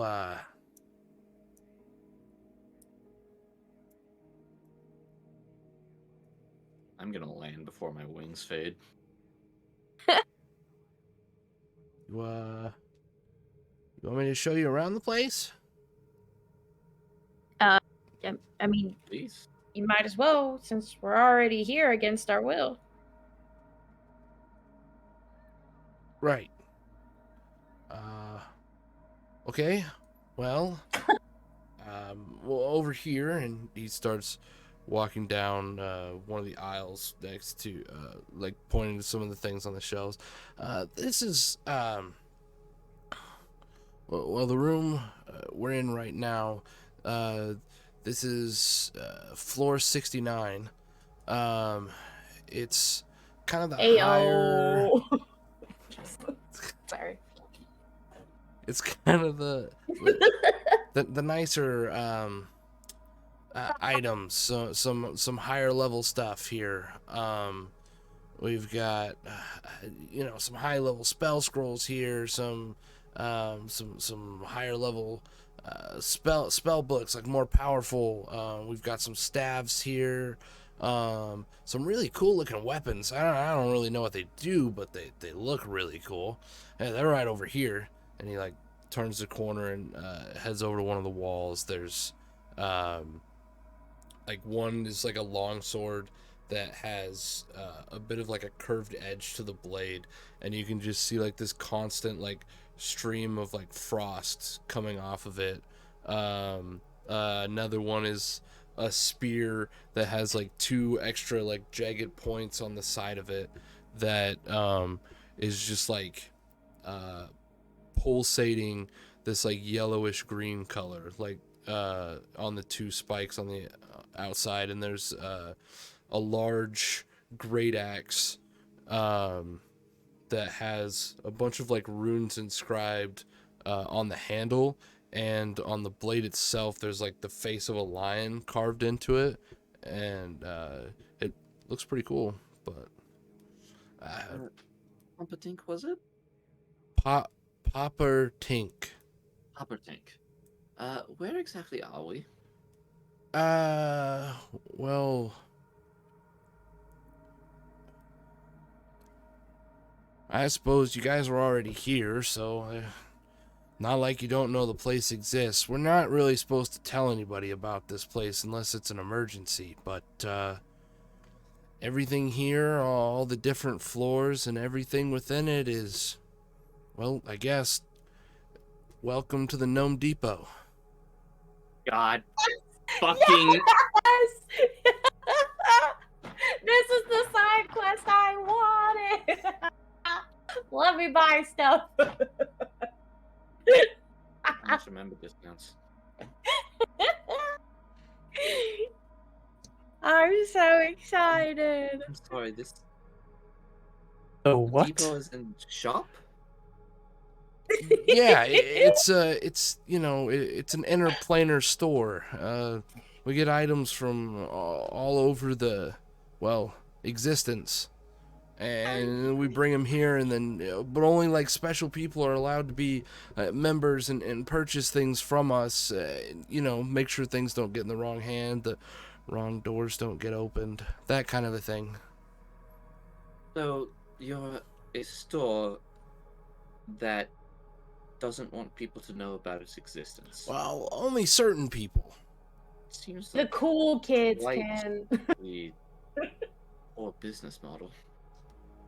Well, you know, eventually business gets out there, but this isn't exactly how we like to introduce ourselves. Would like a list of all your wares. I'm so excited. tell me Everybody's what- like, no. Tell me what you want.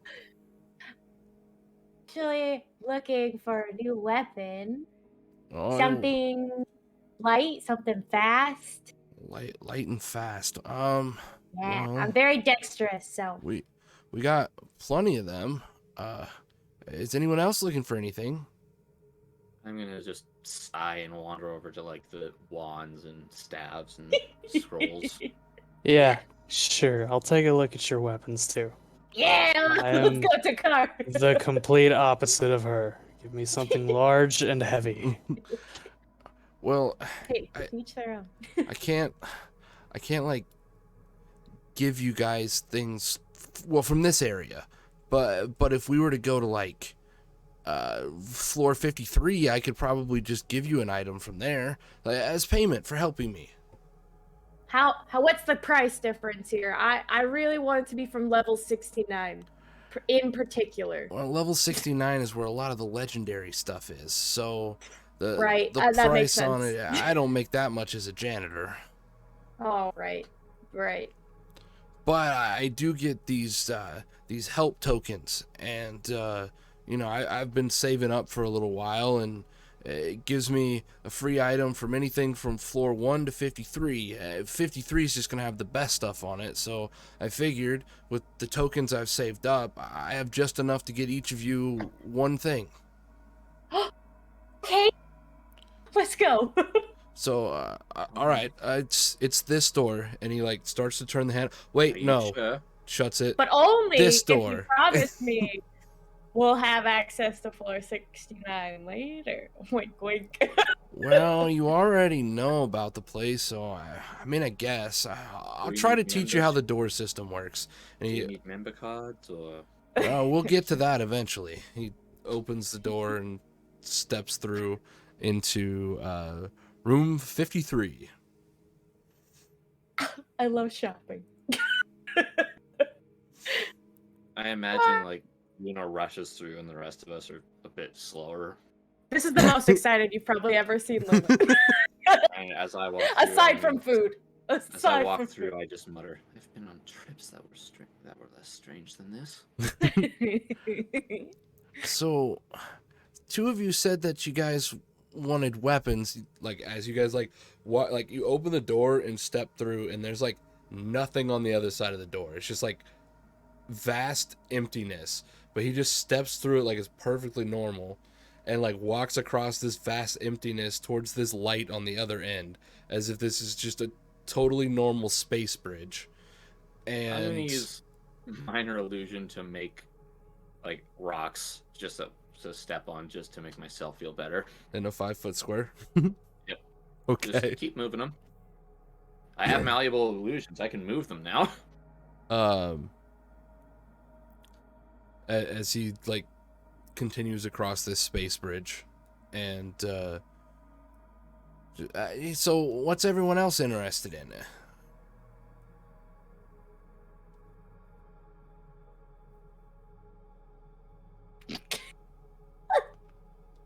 Guys, Well, we're at Gnome honestly, Depot. Haven't you heard of this place? magic, mostly. Are you looking for like a magic item, like something that does something kind of cool, or are you looking for something that like makes your magic better? What are we talking? Preferably the latter, but I'll take a look at what you've got and decide then, I suppose. Well, Cool charms? we got just about anything you can imagine. It's a lot easier if you tell me what you want and I just try to grab something that's close to it at floor 53 level. Floor 53, how powerful would these items be? I don't know, enough that you probably shouldn't aim them at yourself. I mean, you could say that about a loaded crossbow that barely works, but... Well, yeah, I wouldn't aim that at yourself either.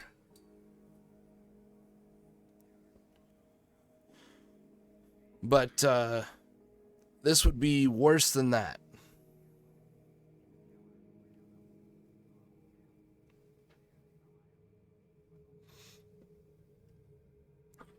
What about you?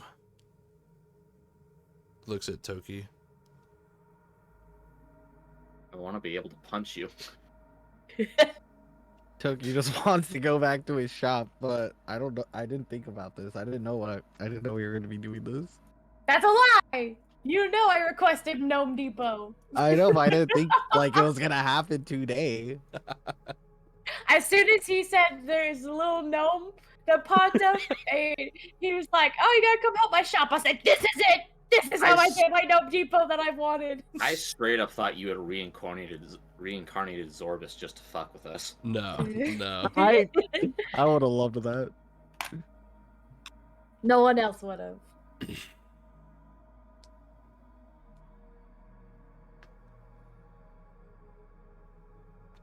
Well, how about you help those of us who have an idea what we want, and then the other people have more time to think?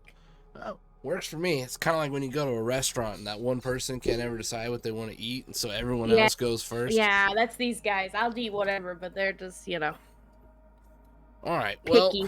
Well, is there a specific type of weapon you want? As he like steps out into the room, and there's just rows and rows of items on shelves, and just like the variety here is just insane. Like there's everything from just like feathers that are glowing odd colors to little like look like automaton creatures like rolling around on a single wheel, like cleaning stuff up off the floor. There's bows, there's arrows glowing any color you can imagine. The whole place is like lit up without a light source, because the light source is just like the glowing of these different items.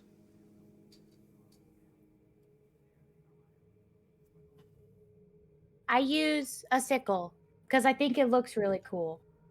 Oh, we could probably get you a better one.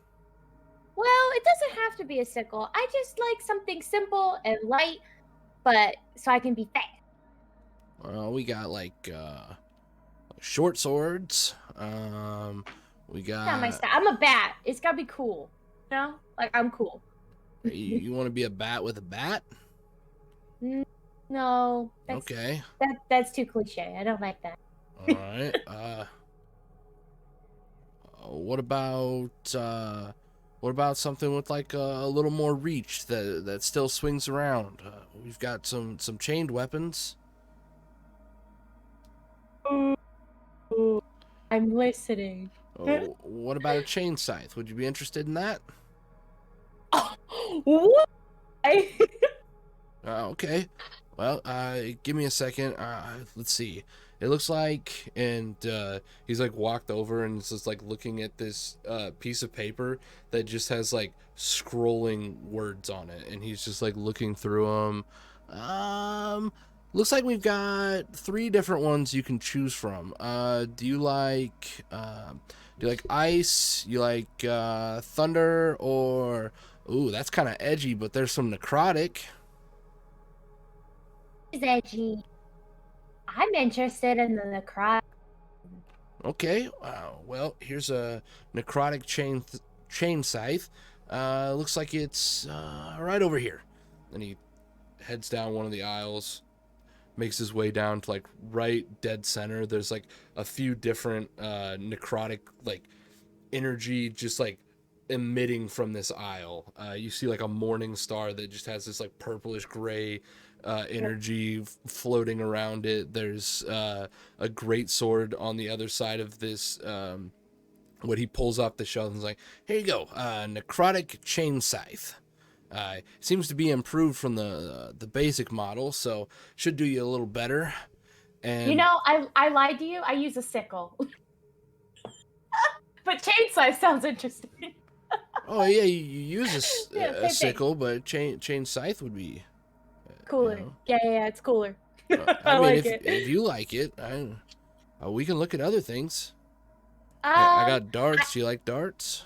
What are the stats on this bad boy? Am Okay, I allowed to know before I get it? Yeah, absolutely. Oh, okay. Okay, cool. So the necrotic chain scythe would be it's a +1 weapon. First of all, it has a 10-foot reach instead of 5-foot reach. I like it. And when you hit a target, they have to make a Constitution saving throw. If they fail the Constitution saving throw, they take an additional 1d8 necrotic damage, and that cannot be healed until they've taken a long rest. Okay. Is that on top of whatever my normal damage is with like a light weapon? Yep. Okay, so I would do like a 1d6 and a 1d8 necrotic. Well, the chain scythe does 2d4. Oh, okay. I didn't know that because I have a sickle right Does now. that scale with martial arts die? It will, yeah. Okay. We'll figure it out. Okay, yeah, no, that's fine. 2d4 doesn't scale super well, but we can. I would just leave it at 2d4 until your martial arts weapon becomes better than that. Okay. The other thing I would potentially be interested in, if you've got some cool sort of like bracelets or something, cool charms that give me cool abilities. Those are 2 things I'd be between. Or a ring. Punching people. Oh, we have like rings of protection. Give you a No, little. not as cool. Okay. All right. We got a ring of the ram. Oh, Let's Sakar, see. you hear that? That might be your style. No, that's something you're gonna want to look into. What's Yeah, something you want no, to? seriously. What's something Wait. you want this ring to be able to do? Wait, what's the ring of the... Why do you mean it's for me? I don't know. Check it out. I am looking. Raid? Spell attack? That's not me. I don't do spells. Keep reading. Oh. Spectral Ram's Head makes attack roll with a +7 bonus on a hit for each charge you spend. The target takes 2d10 force damage to push 5 feet. You can spend 1 of 3. No. Not for me. You know, I really wanted a weapon. I think I'm gonna stick with the chain scythe. I think this is what I really wanted. Okay, well, Is it one-handed? Or is it two? it is a two-handed weapon, but it's monk dexterity for all that stuff. So I'll still let you take your unarmed strikes with it. Like if you want to do bonus action flurry of blows, I'm fine with that. You'll just have to kick. Doesn't bother me. Just Well, have to kick. Yeah. I mean either kick or like you just have a chain in your hand and now you're punching them. Like Yeah. Cool. Alright. Heck yeah. I'll take this. you see as there's just like this like necrotic tendril that's still connected to the spot where it was sitting on the shelf, and he takes his token out and slides it into this small gap next to the weapon, and the tendril dissipates, and he hands you the scythe. So, okay, thanks. Mm-hmm. All right, who's next? I have wandered off and I'm like just looking at stuff. Okay. I guess I am. Oh, well, what do you want? Oh, You said something heavy. You looking for like a big old sword, an axe, maybe like a large hammer? I am partial to hammers. Oh, okay. Are you looking for like a big hammer, one you can throw, a smaller one? I would like a large hammer. It's like a big like two-hander. Yes. Kind of like the one you have on your back? Yes. Okay. I mean, that's already a pretty good one. Let's see. Do I have anything? Let's see. I would also be happy with a warhammer too. Wow, what's the difference? Well, a warhammer can be held in either one hand or two. Oh, it's like the one on your side. Yes. Sorry, I don't know much about weapons. They just look cool. He walks to the end of one of the aisles and starts looking through the list again. And as you like look through the list, as you get to the bottom, you notice that it changes. Like you hit the bottom and then you go back to the top and it's a different list than it was before. And he's just kind of like flipping through it like well, okay. So bigger hammers on here. We have two of them. We have the hammer of groundbreaking, and we have the hammer of the Everthaw. That sounds cool. They both sound cool. Well, I mean, you can look at both of them. Which one do you want to go first? Let's go to the groundbreaker first. All right. Let me switch one of these settings real quick. Switch. All right. Now it should just be hammers in the same aisle instead of necrotic weapons and flame and all that. Shouldn't put them right next to each other, just about. Should be over here. He heads off down another aisle and Good old search filters. grabs the this large, like the handle of it looks like just like a long, like thick root, and the head of it is just like this large hammer shaped rock, and he like grabs it, like gets it up off the shelf, and then immediately it just like hits the floor in front of him. He's like, here. He like takes it up in one hand. It's like looking at it now. Yeah, so this gives, if you are attuned to it, you have the Mold Earth cantrip. It is a +1. And there is, so if you are using it on an object or like a door or something like that, the attack has advantage, and you add an additional d6 to the damage dealt. And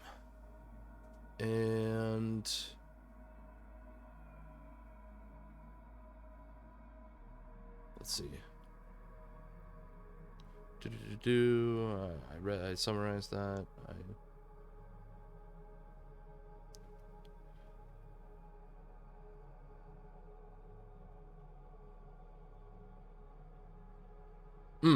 If the weapon is, if it's damaged, if it's lost, if it gets broken, anything like that, it has seeds that it produces, and planting one in the ground will produce the same hammer.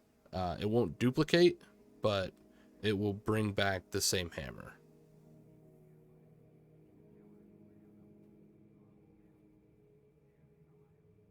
It's pretty useful. Wow. That is more than I was expecting. I'm just gonna leave that there while we grab the other one.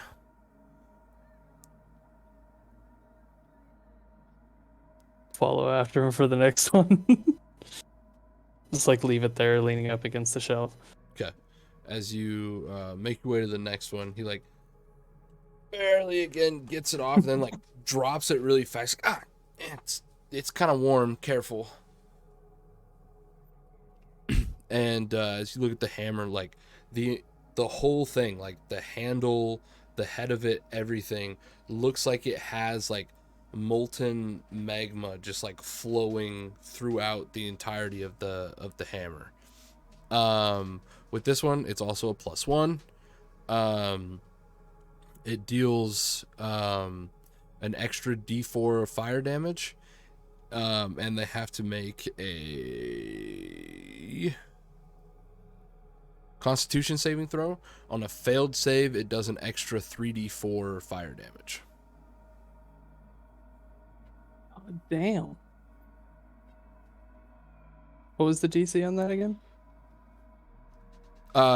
It's based on, it's spell casting based on your Constitution.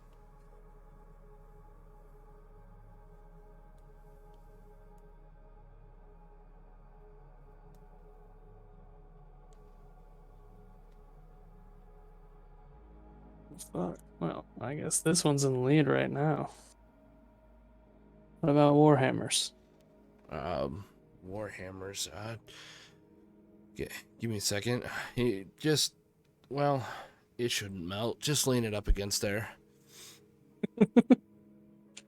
He makes his way to the end again, starts looking through the list. Let's see. Okay. We have a Wicked Warhammer. We've got a Warhammer of Divine Flame. And what else would be on 53? No. That's a 32 item. That's an 83 item. 53. Oh, we have the Ice Claw Warhammer. Any of those sound interesting? The Ice Claw sounds interesting. All right. So does the Wicked one. And the Wicked. Gotcha. All right. So he walks over to the other side of the aisle from where you guys just were with the large hammers and mauls. And he's like, let's see, 127, 129. Here we go. And he grabs. Here's the Wicked one. He's like using both hands, like offering it out to you. And even just like grasping onto the weapon, you can like feel this like pulse of energy, like just kind of humming through you a little bit. I only touched it for a little bit, but I'm not gonna lie, it made me feel kind of uneasy. I don't know if that one's the greatest idea, but Suppose that is why they call it the Wicked one. But like here's what it does. It just like gives you I just say he has like the statistics for all the things, and that's why he can just tell you like exactly what it does. He's got the owner's name. It Yeah, makes sense to yeah, me. pretty much. Yeah, so those who are attuned to this hammer oftentimes have claimed to hear voices, giving them suggestions. Sometimes they feel compelled to follow the suggestions. Other times it's just kind of creepy. It is a +1 warhammer. It gives the user the ability to once a day cast haste, and it gives the user once a day the ability to cast dissonant whispers.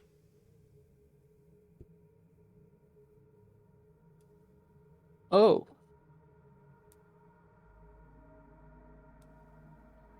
Perhaps we should just put this one back. Oh, okay. I was thinking. Wait, did you say something? I'm putting this away.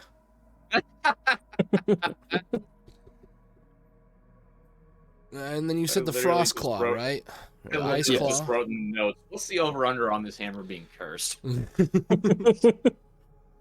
All right. Here we go. And he pulls it out, and it doesn't even really look like a hammer.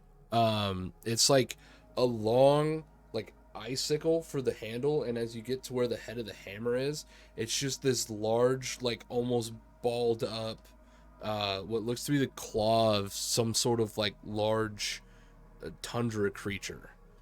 But the whole thing does appear to be frozen, and even just as he's like offering it to you, you can feel the temperature change.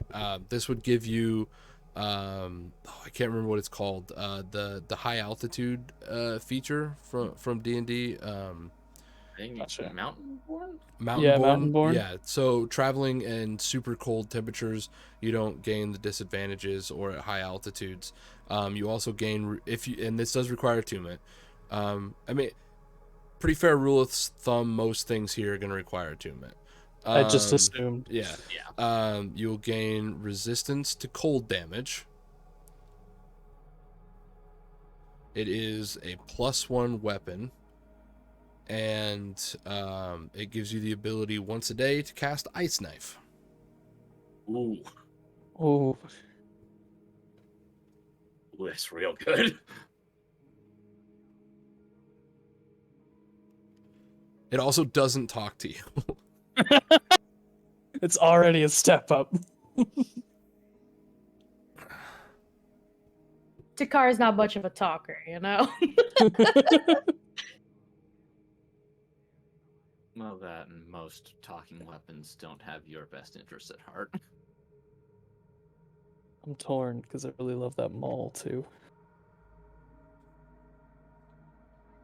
No!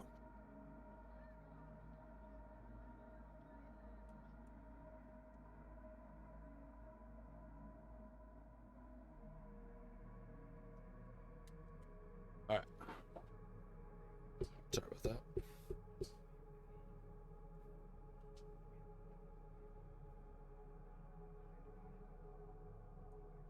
I think I'll go with the mall. And as much as it's not much of a trade-off, you can have my old one. Oh, Right. well, we can Don't put that. feel as bad about taking your tokens. Oh, that. Don't even worry about it. I owe you guys one. I think legally speaking, I kidnapped you, so. You did. You definitely did. Yeah. Let's talk about trading and not crimes against humanity. Which mall was that? The fire one. There aren't any humans in this store, are there? The the Hammer of the Everthaw. Yeah, that's it. Everthaw. I was like, what is it called again? Sorry, I had to find it. Hammer of the Everthaw. Yeah, and you remember everything on that? Yep. Okay. D4 extra fire damage, con save with my spell save. Using Constitution for an extra 3d4. So basically, they pass the save, 1d4. They fail the save, 4d4. Everybody say thanks, Allie and Bear, because Allie begged Bear for this. I was like, I wanna know, Depot. It'd be so fun. He's like, fine, but you have a side quest. And then for the reason it's happening today, thanks Zephyr, because Yep. I didn't know he wasn't gonna be able to make it until like an hour before or 2 hours before. So then I was like, all right, change of plans. You're getting kidnapped. Right. All right, you. Oh, where's the dragon lady?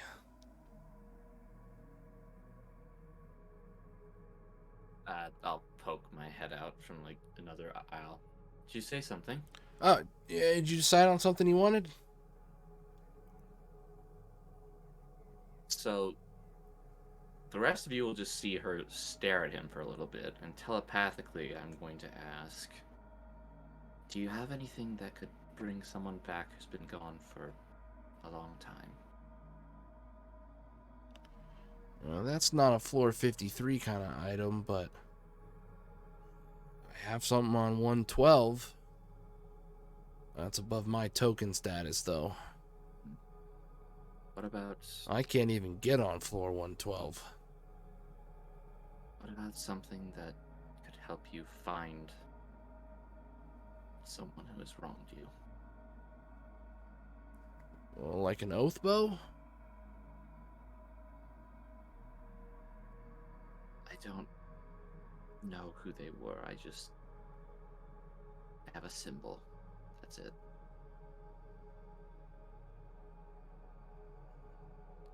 Let me talk to your friend and I'll look at some stuff. But if we don't have that, is there anything else? Out loud, she says, something to improve my magic would be nice. Oh, we got lots of that stuff. You want a medallion, you want a ring, you want a book, you want a staff, you want a wand. He's like walking down the hallway as he's saying this. You want a hat, you want a cape, you want a coat, you want a cloak, you want a pair of boots, you want some gloves, you want a shirt, you want a necklace. What? I'll look at We have those some wands glasses. first. I'm sorry, what? I'll look at the wands first. Wands, gotcha. And he like turns and then does a full 180 and then walks back a couple rows and then walks in. All right, floor 53 wands. We got quite a few. Pretty much any elemental improvement you want to add, we've got those. Anything specific you're looking for? Well,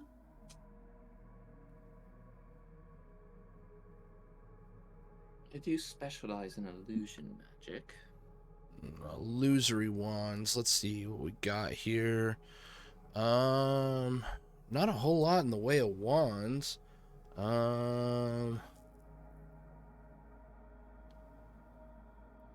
We do have the Trickster Prince's Tome of, what's that say?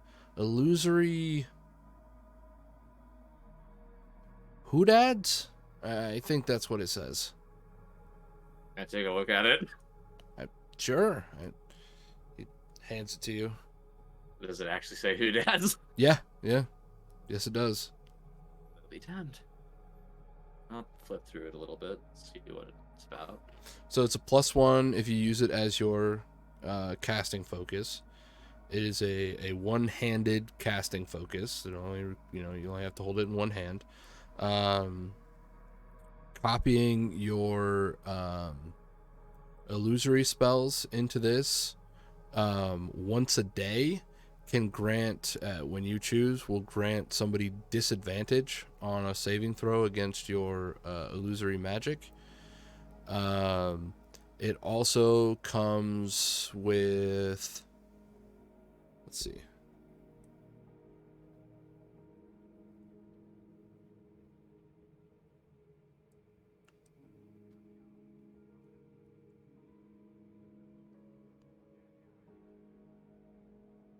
And the first illusory spell you cast of the day, while using this as your focus, does not count as using a spell slot. Okay, that's really good. Level doesn't matter. That's... wow. Okay.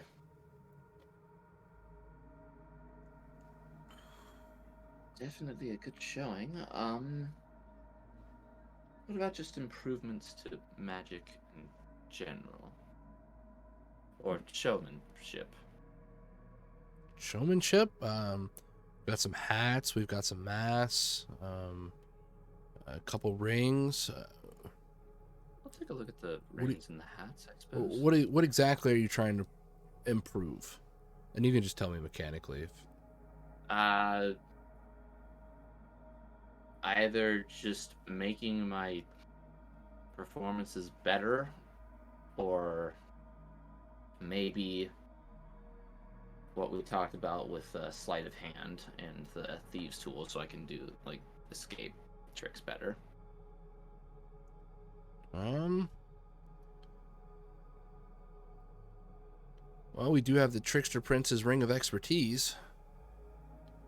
What's that one Just do? kind of helpful all around. Hands it to you. So if you are proficient in a skill, this will give you expertise in it. One skill. One skill. Your Okay. choice.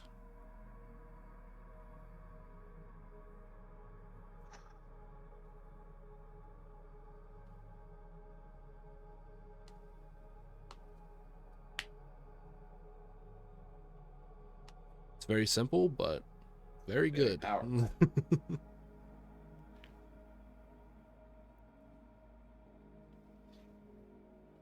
I believe I will.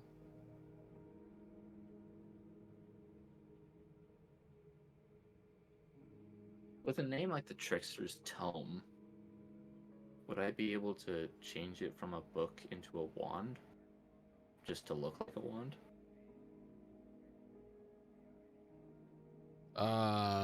Just because that's part of my performance outfit. Using an illusion maybe, but Okay.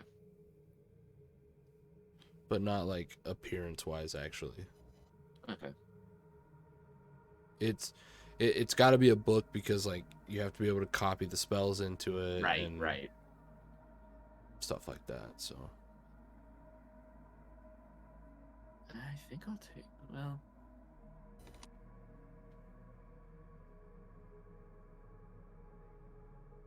And he said he was gonna look into my other requests. yeah, he was gonna talk to Toki first and then get back to you on that.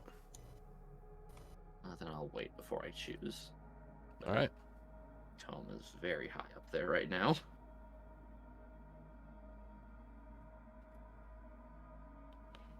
Well, did you get a chance to look around, kind of think about what you wanted?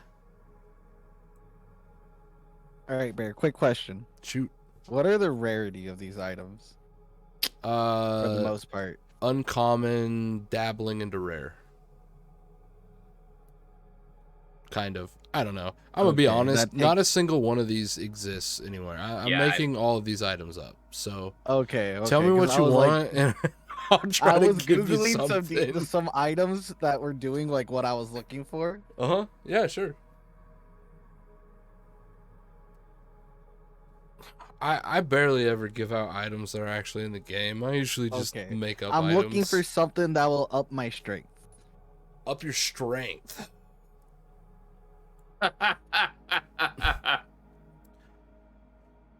I did come across 2 items, but they're also in my searches, so.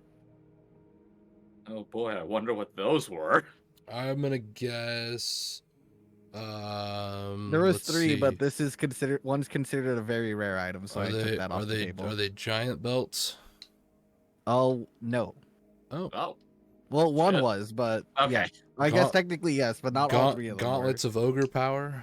Nope. Oh. Okay. What items are you looking at? Well, I figured if it was going to be a rare, I was looking at the Belt of Hill Giant Strength. So yeah. Or the Eldridge Claw Tattoo. Okay. That's fun. Let's see. Or if you're willing, it's a very rare item. It's called the Manual of Gainful Exercise. No. Yeah, those are hidden around the world. Cool. That's good to know. No, we're gonna have to find those. Those are earned. I by doing something more than defeat a fat wyvern. Let me do.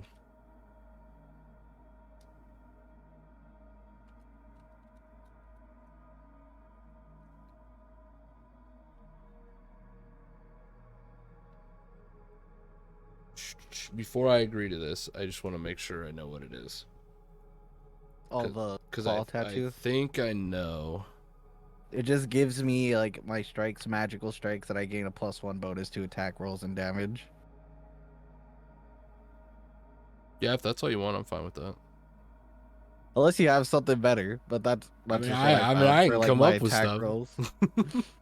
I was trying to find something to boost my strength up. I'm gonna say no to to the belt of giant strength. Yeah, I figured that was a no. That one's not really a floor 53 item.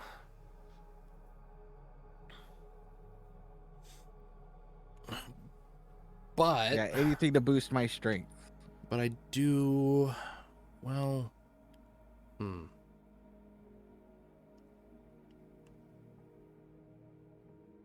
How do you feel about gauntlets?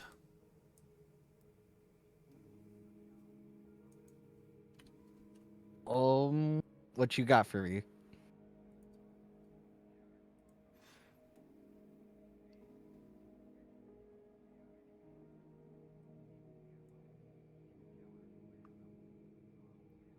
Well, we've got the Titans of the Large Troll. We have the Ogre King's Gauntlet. And oh, well, if you're less of a gauntlet guy, more into like the hand wraps, we have hand wraps of swiftness.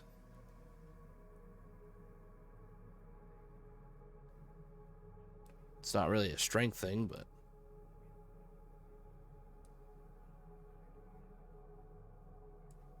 In mechanics terms, Hey, yo, how much for that reps? which item did you want to go look at? the wraps. Okay, so when attuned and wearing them, these wraps give you an extra 5 feet to your movement speed. And if you roll a 19 or higher, you get 1 additional attack.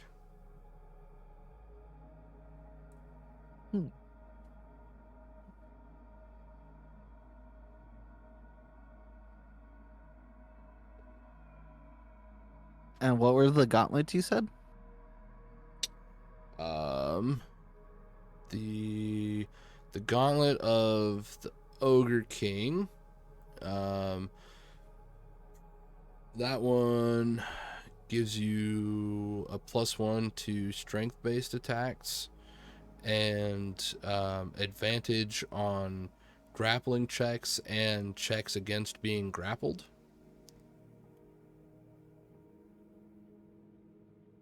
No, I'll take the wrappings. Okay. Yeah, here. Finally, something I can lift. Yeah,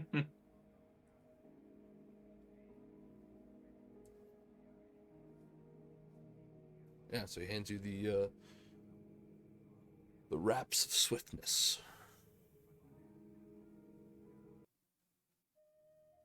I assume that's not something I can find on D&D Beyond. Nope.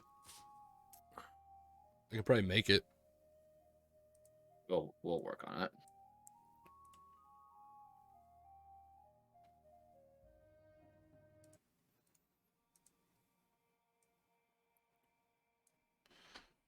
If you could send me the description, I could add it to my inventory really quick. Yeah, I can do that here in a second. Gonna do that off a stream later. All right. And about the other item. Give me 1 second. Just going through some stuff. Well, I've got 2 things that might be helpful. One of them is a fat might be helpful. Emphasis on So might, you- one of them is a hat. It's kind of a cute little beret, honestly. But don't let its looks fool you. It allows you to once a day use the spell Speak with Dead. Okay. The other is, well, it's a chance map. I don't know what it leads to. Could be helpful, might not be helpful, could be really cool, could be not that cool. The description on this one says the thing you desire.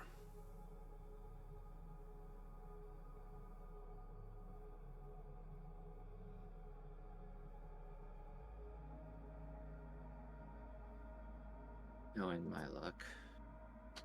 Yeah, no, I know where they're buried. I think I'll take the tome.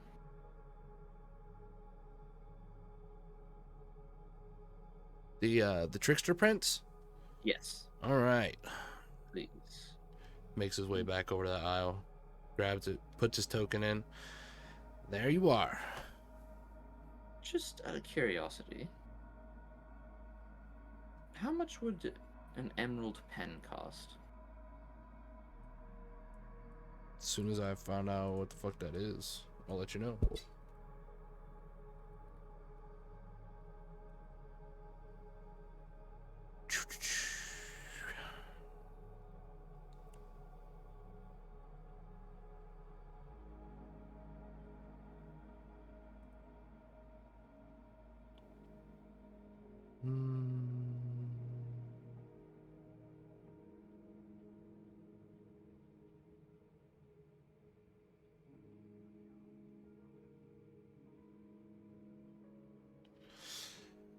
Well,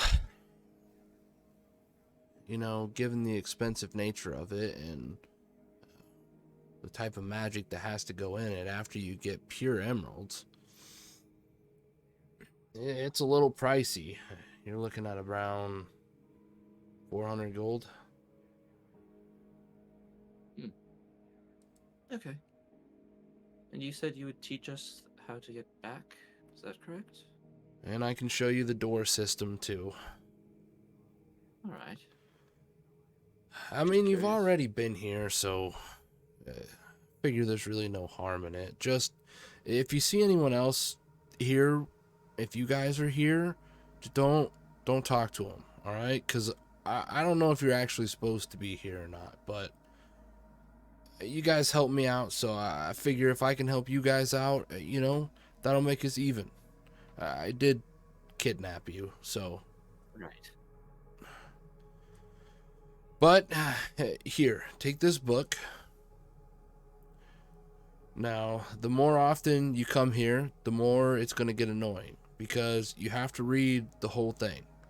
It's going to take you about 10 minutes to do it, but as soon as you read the last word, so long as you've read all the other words in the book, a little doorway is going to open up underneath you, and similarly to how we met, it'll drop you in.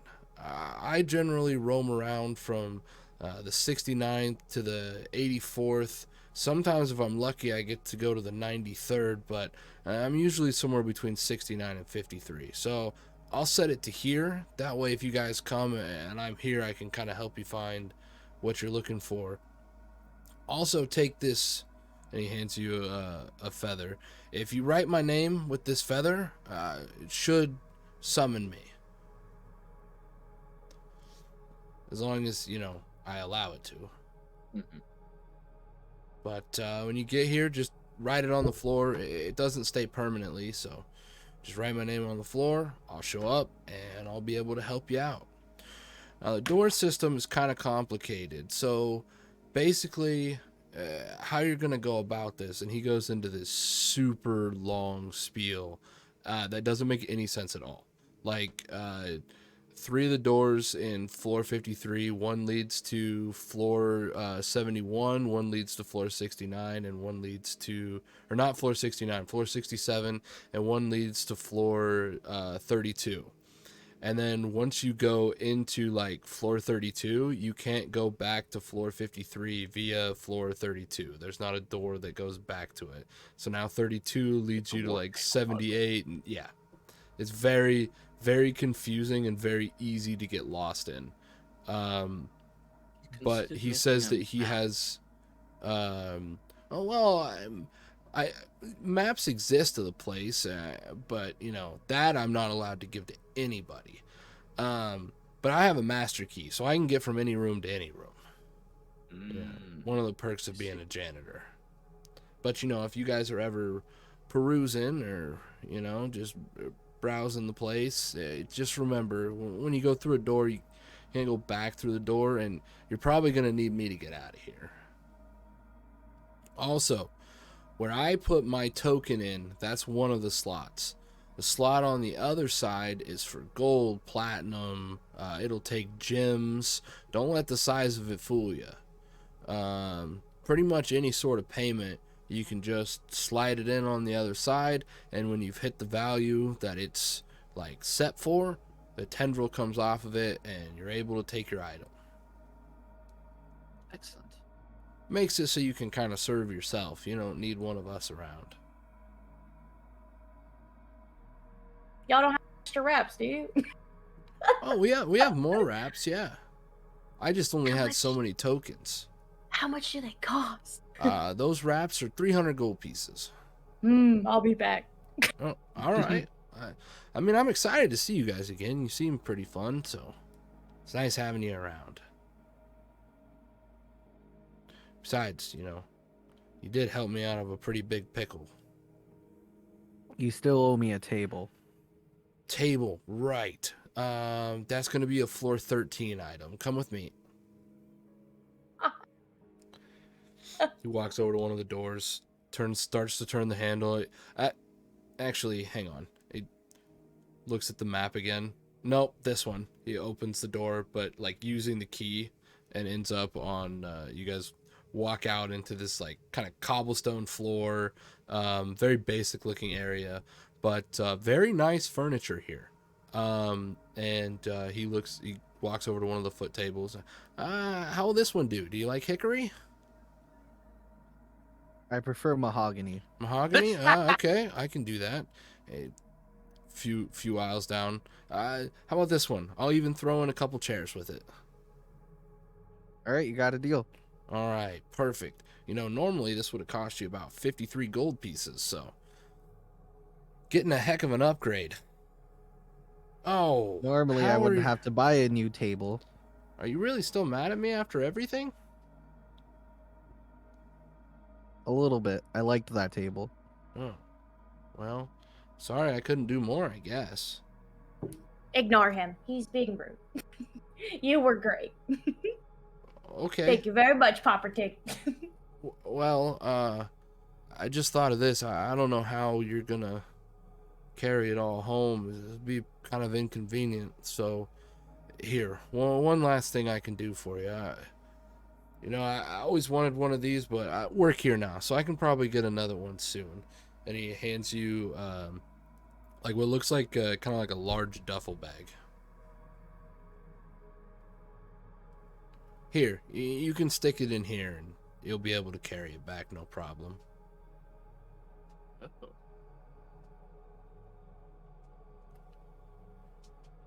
You said you were still mad, so maybe this will help with that a little bit too. So whoever wants to write it down, well, I mean, he gives it to Toki. So Toki, you have a bag of holding. Duffel bag of holding.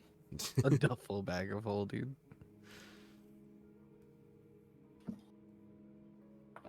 Got Gnome Depot branding on it. 100%. No, Gnome actually, it Depot doesn't is because for they want the to people. keep it secret. If you have the membership card, it has Gnome Depot branding on it. There you go. The membership card is just the book. If you're Yep. holding the book, you can see the Gnome Depot watermark on the. Why did I call it a watermark? Whatever, same difference. Fair, ever since you told me I was getting this, I've been working on a theme song. Hell yeah.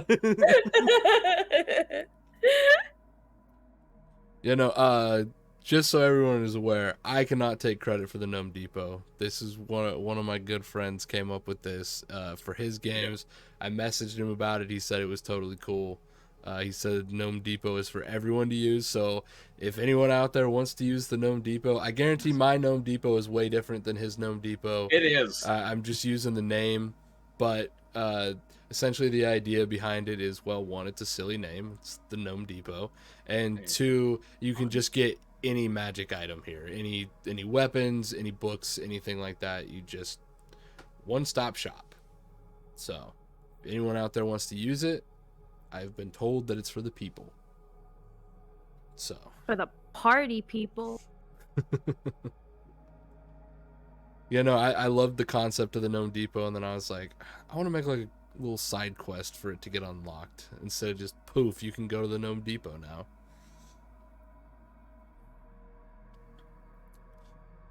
So there you go. Make friends with a gnome. Fight a wyvern that ate too many super galactic chonker bars, and Wyvern. you're good to go. Oh, is that all? Yeah. Once you've accomplished those 3 steps in that order. Ugh. Shit, we were so close last time. All right. And I'm not supposed to use this either, so again, one of the reasons you kind of want to come to me in secret for this kind of a thing. But if you follow me over here, I can send you guys home. He walks over to one of the walls and like pulls open a panel on it that it just looks like a dumbwaiter system. And he's like, here, you guys step in there. I'll lower you down and should take you back to the last place you were. This place just keeps getting more and more bizarre.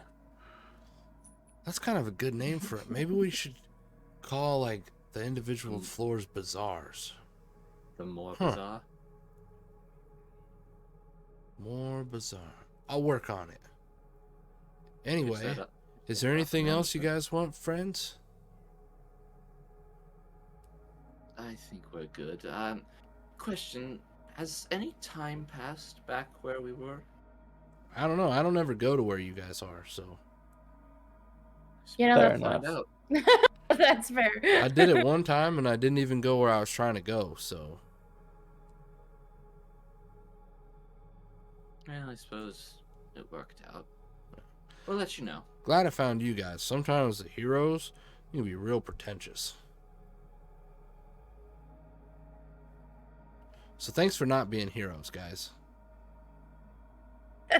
You're very You're welcome. welcome. Thanks. I really appreciate that. That's funny.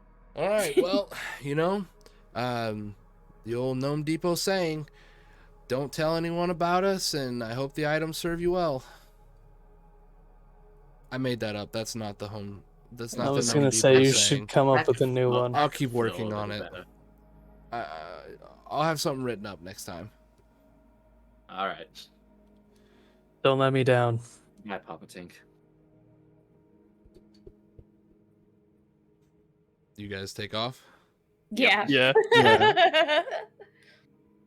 You guys all very much more gracefully than how you got here. Like are slowly lowered lower and lower and lower and lower and lower. What feels like takes forever until you like there's a little ding and doors in front of you slide open and you can step out of which when you turn around there's nothing behind you. Mhm. As you and the first one out would turn to see the rest of them just like appear in the room one after another as you guys step out back into Toki's safe room. Yeah. Is Captain Morrison there? No, I mean not in the safe room.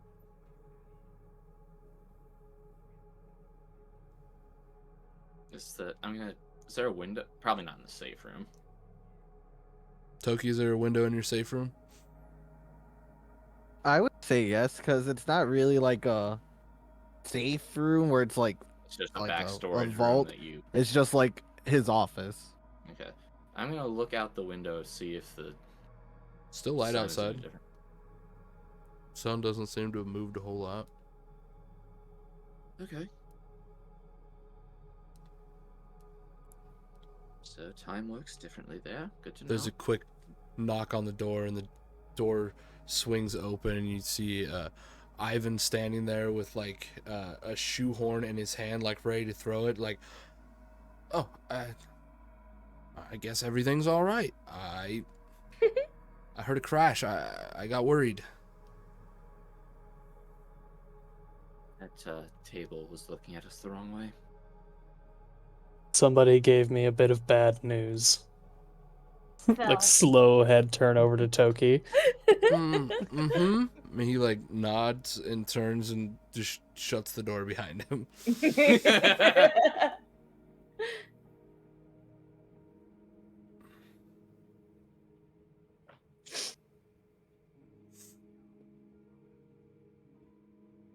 Which, from that encounter, you guys can determine if time has passed. few It has seconds. not been much. Yeah. But you guys were there for a solid hour or so.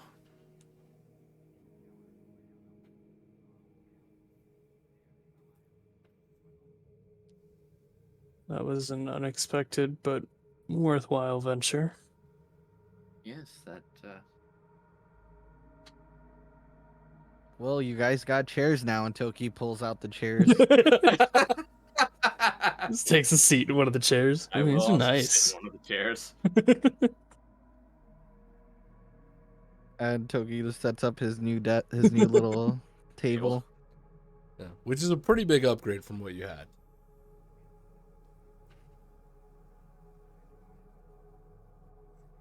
Sucker gave me something made out of mahogany.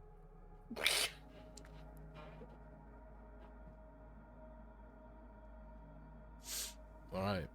Are you guys going back to awkwardly waiting in the quiet? No, we're checking out all the new shit we got. Yeah, Luna's go outside. We're like with her showing each chains. other like, look what I got. I'm gonna go outside and I'm gonna practice swinging this bad boy. All right. I'm so excited. It's very balanced. It's very light for what it is. You swinging it around like a master. It's a little bit different, but after a few practice swings, you kind of get into like the spin with it, like wrapping it around your body and then throwing it and pulling it back, and I bet I look really cool. you do look really cool. That's all that matters.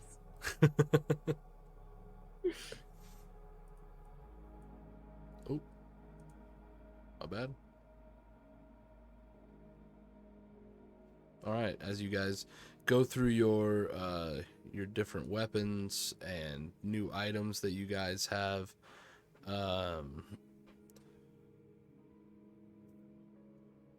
acquired from the Gnome Depot. You probably like 15-20 minutes later, there's another knock at the door, and this time it's Ivan saying that there's someone at the front counter to see you, Toki. Toki walks out of the office. It's a guard. I don't know what they want, but they said that they needed to see you. Oh, I'm coming. And Toki just walks out. You see Captain Morrison. Are you the manager of this place? Yes, sir. Do you have somewhere private that we can speak with each other? Yes, follow me. All right. This isn't gonna go over lightly, as he shuts the door behind him. All right, sorry about that. I'm here now. I got a message from a bird.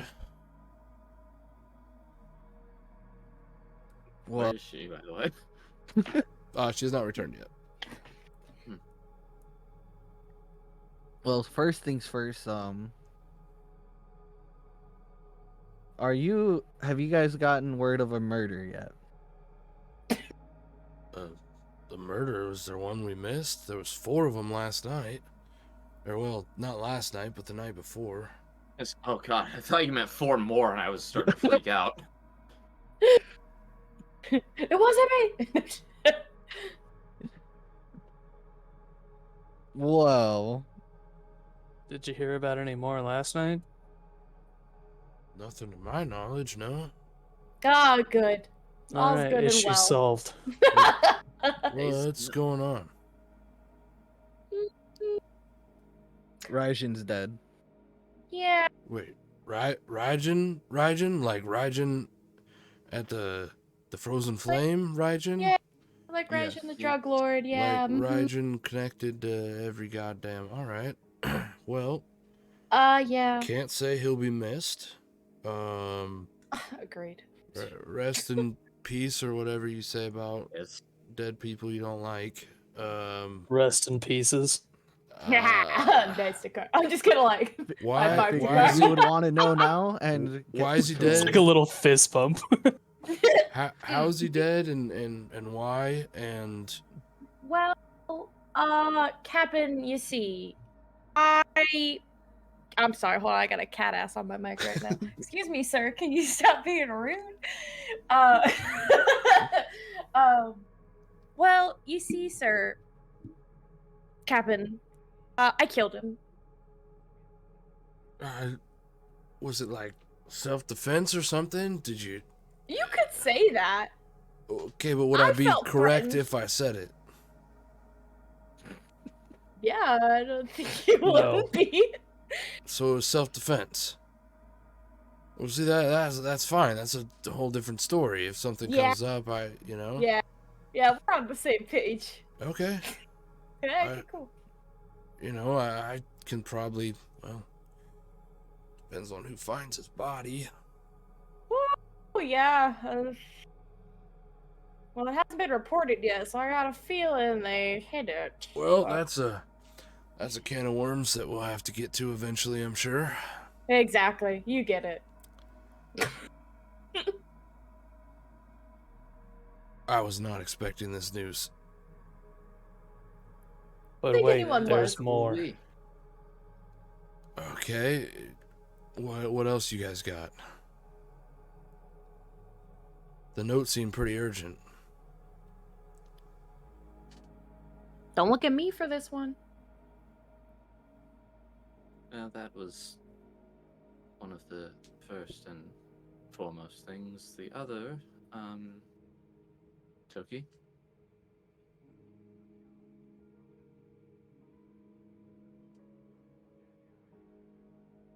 You know about the meeting tonight that I'm gonna have. We were wondering if you had some any advice or input for this. He like nervously glances over at Takar. Dakar is like dead staring at him like, watch your words.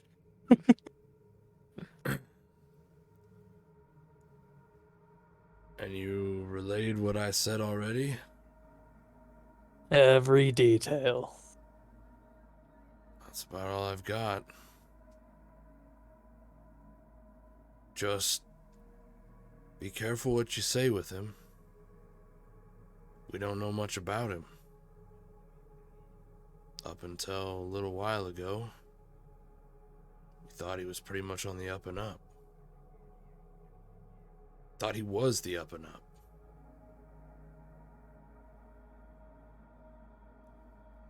Just be careful around him. Try to find what information you can. Put as little people in danger as possible.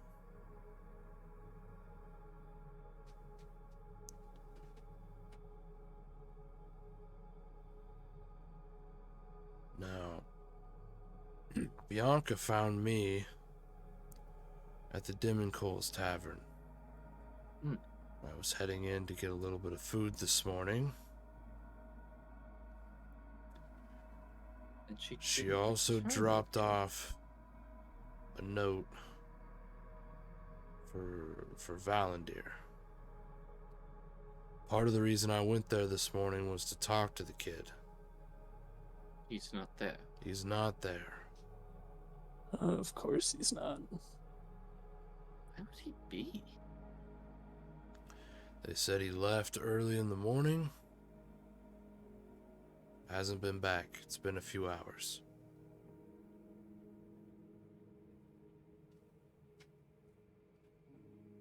I was I thinking, mean, we know he's close with the Emberman guy, right? Is he I was just just visiting gonna him? say Takar could probably check in with Arthur and see if there's anything going on there.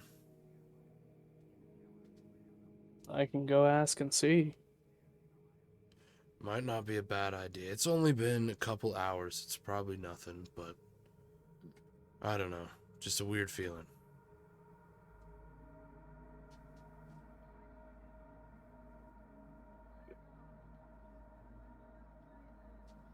Yeah, like I said, I can try. I don't have as much pull as he does, but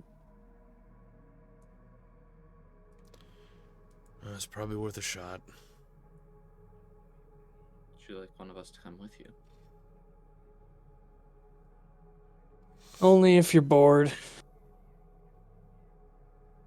Otherwise, I could probably handle it myself. Well, if I'm in here too much longer, that shoe shiner out front is gonna... Well, the stories he's gonna tell around probably wouldn't be too pleasant, so... I'll save face for your business a little bit and apologize on my way out.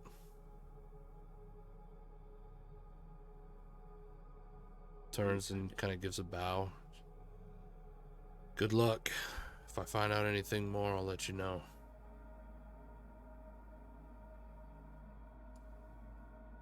Thank you, Captain Morrison. Turns and starts to walk out.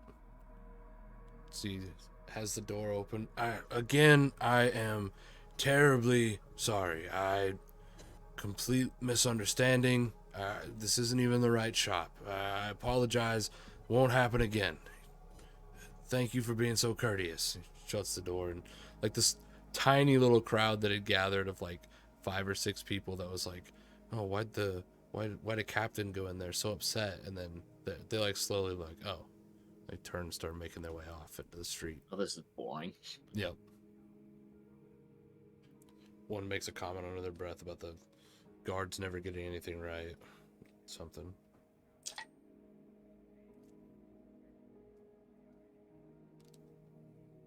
I'll give it a good 5-10 minutes before I stand up and. Oh, the crowd should be gone. I'll go check with the Ember Mains. Should we all meet up again before tonight, or just go our separate ways and see where the night takes us? I mean, if you're meeting at the Dimming Coals again, I'll be there. I'm supposed to start performing again tonight. I mean, my room's there.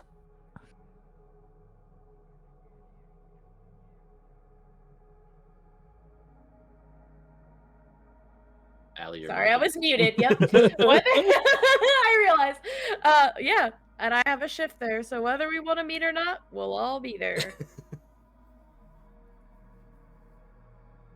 Except Sounds Toki. good. It's up to Toki. Oh wait, no, Toki has a meeting there. Never mind. Yeah, Yep. Yeah, me. we're all Yep, Never we mind. will all be there. It was more or less of a meeting before the meeting, but I mean, we can. Nah, it'd be better to meet after the meeting. Unless we have any bright ideas.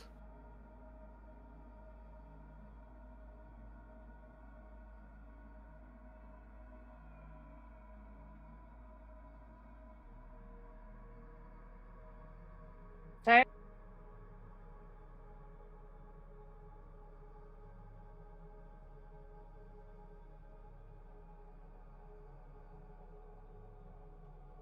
All right. So, you heading off in separate directions then, or is someone going with Takar? I'm going to the shop. Yeah, Luna, you need to go to the market, right? Yeah. Okay, I'll catch up with you in a little bit. Okay. All right. So we have 4 different directions, or I'm staying because I want to talk to Toki in private. gotcha. Okay. So, Takar, you're heading to the Embermains. Luna, you're going to the store. So as the 2 of them leave and the door closes behind them, Just slump in the chair. very exhausted by the news that was sprung on us about Raijin.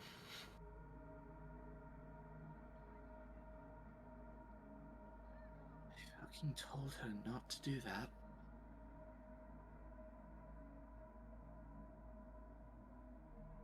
You know, I don't condone what she did, but the world's probably better off without him in it. Certainly. No argument there, but if it was just as simple as killing him, and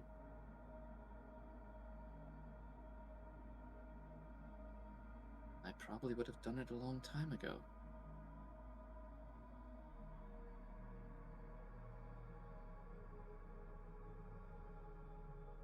Toki doesn't know your relationship with him, right? I don't think so, Just, no. he just thought you were like he was like your informant or Mhm. something.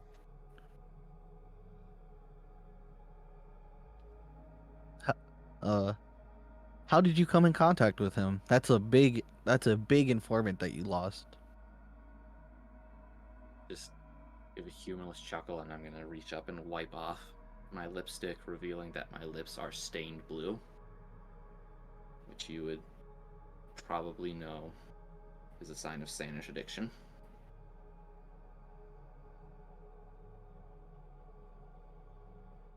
Oh.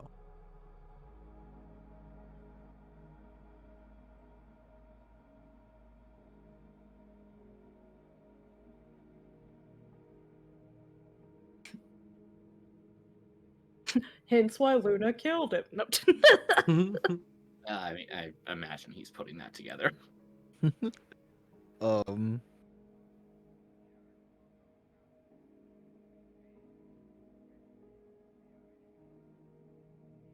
If you need any help through this process, my door is always open. Well, I asked her for she said she would help, and then she went and tried to solve the problem for me. Just...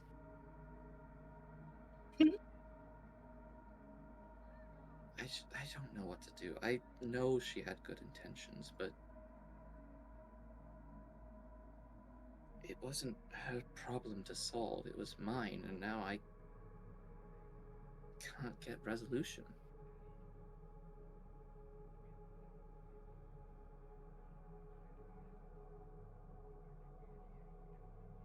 Is there more to it than just kind of like gestures at his lip at the lips? Well, his beak.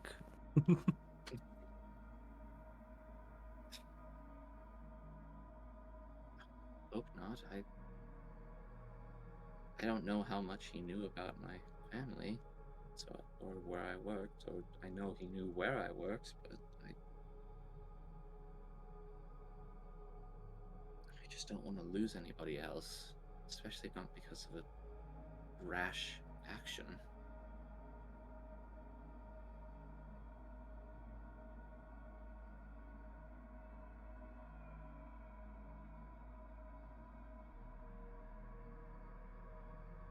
I mean, I assume you've at least heard of him and how he was.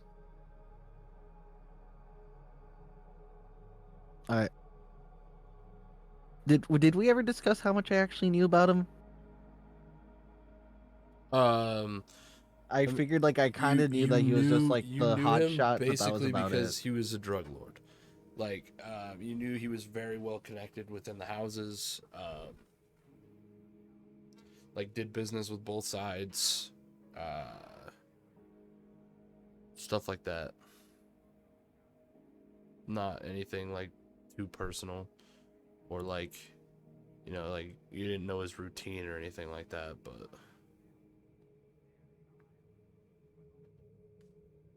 All I really knew about him was the very little, I wouldn't say little, but the intel that I've had on him about just his dealings and stuff.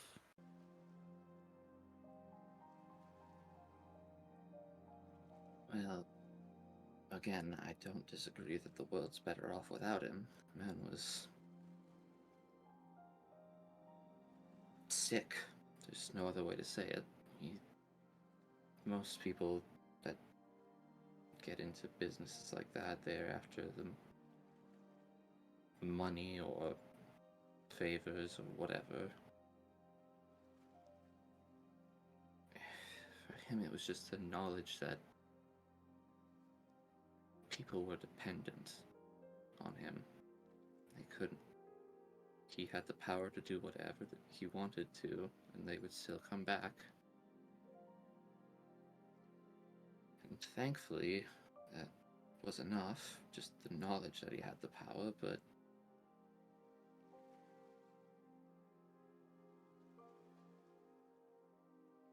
just having that weight, it's like someone was holding a crate full of iron bars over my head every day, and I was just waiting for it to drop. And you'd think that since he's dead, it would be gone, but it's not.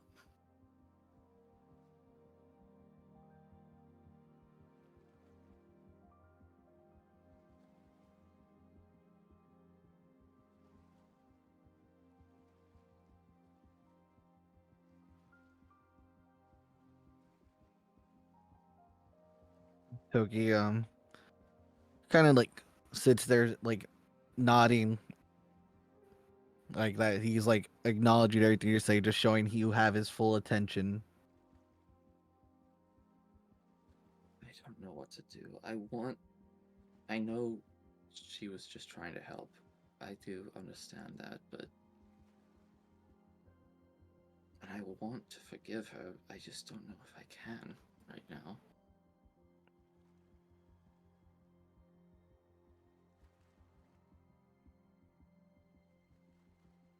Forgiveness takes time, and I understand she took something huge from you. Something she probably had no right to do, but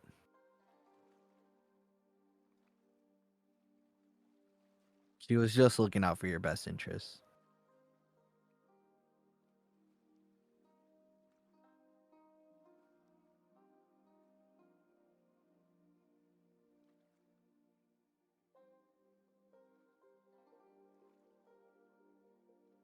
Like I said, this is like that action alone is gonna cause a huge shift like in the city. I'm not surprised that they're already trying to cover up his death.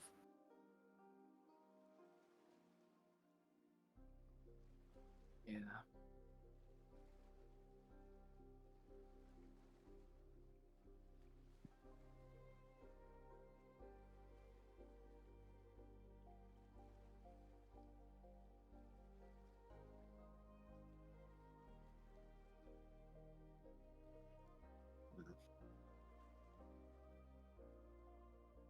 He just seemed like someone who could give good advice, so I better go catch up with her. But thank you, Toki. Like I said, my door's always open.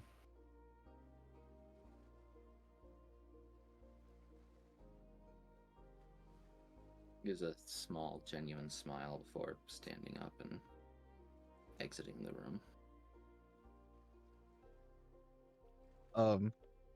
Toki, how long have we been there? Like, from like when they got here to now? Would it be like a couple 3-ish hours? Oh yeah. 3-ish? So like you guys got there early in the morning. So I would say like it's like mid-morning now, like 9-10.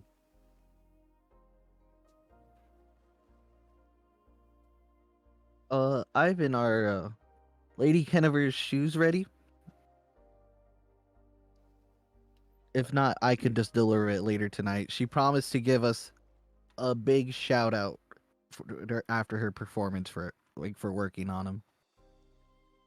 You not yet. I'm still there's still quite a bit to be done. These have seen quite a bit of use. No worries, no rush. I'll get them to her tonight. Yeah, because I believe it does take 8 hours. So. Yeah. No rush. I can whenever you're done, just let me know. And I'll deliver them. Or if you want to deliver them. Either way, if it's after work, I kind of like to go study. Yeah, no. I'll make sure to go deliver them before her performance tonight. All right. And he just goes back to working on them.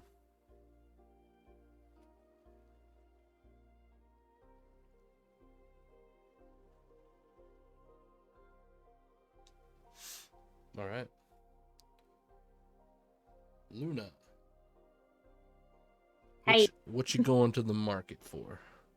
The mushroom! The magic mushroom! Right. So. Oh, so you're just helping eliminate competition. I getcha. No. So you, I'm gonna make you feel better. You needed. You A know, magic for a second, I mushroom. thought you were gonna say meat. No, I've got meat.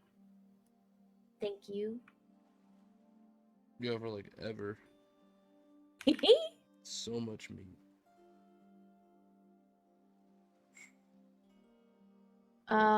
Yeah, we did list what it was. Yeah, it's Earth Tongue, I think is what it's called. Yeah, that sounds right. Let's see.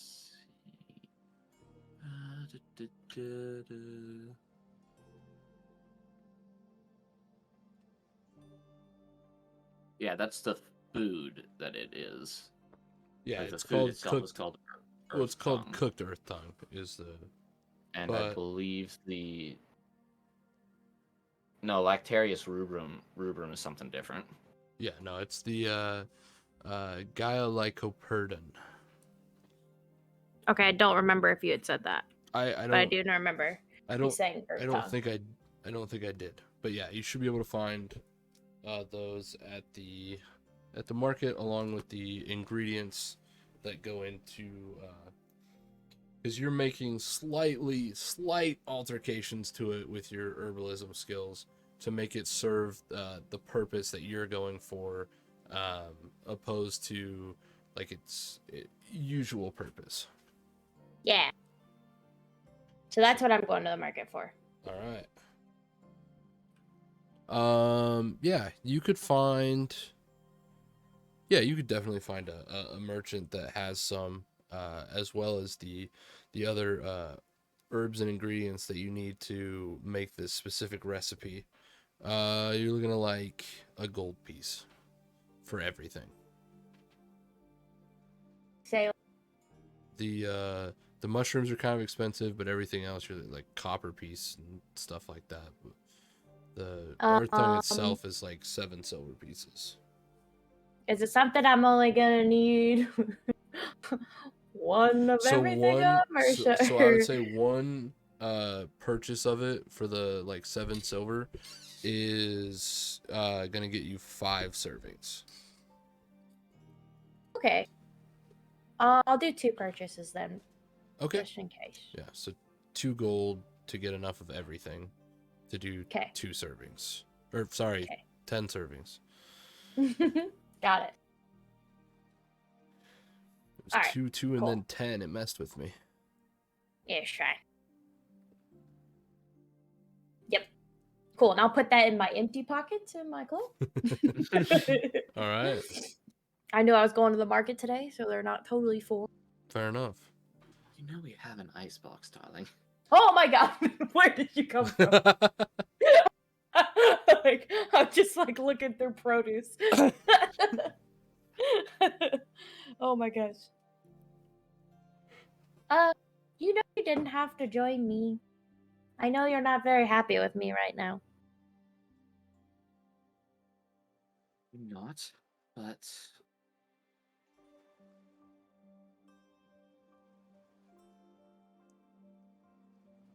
I think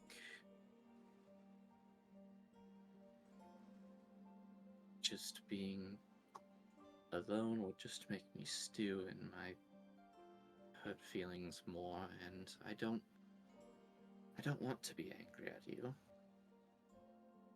forever.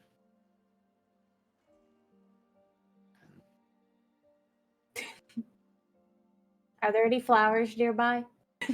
Sure. Okay, I'm gonna buy some. All right. A silver piece. Easy. Okay. Okay, and then I'm gonna give them to her. I'm gonna say, here you go. It's for your performance later. For good luck. And I'm just gonna start heading back home. Thank you, Luna. Anytime. How much time do I have before the performance? 8 hours. Okay, I'm gonna go see Mom and Dad. Okay. Then. Sure. All right, to car. Yes, sir. Heading up to the Embermain estate. Arthur's. Not the other one. Not the other one. Arthur's. Yeah. You make your way to the gate, and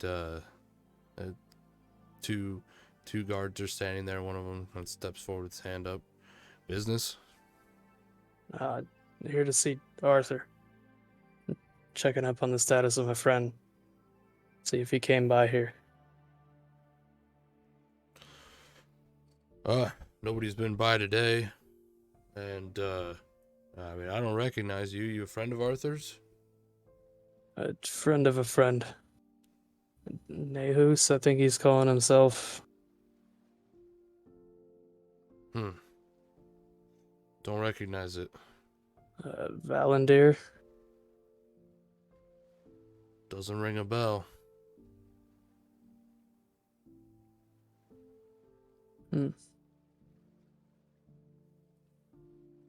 Yeah, but nobody stopped by. Nope, been here all morning. Nobody's been here today.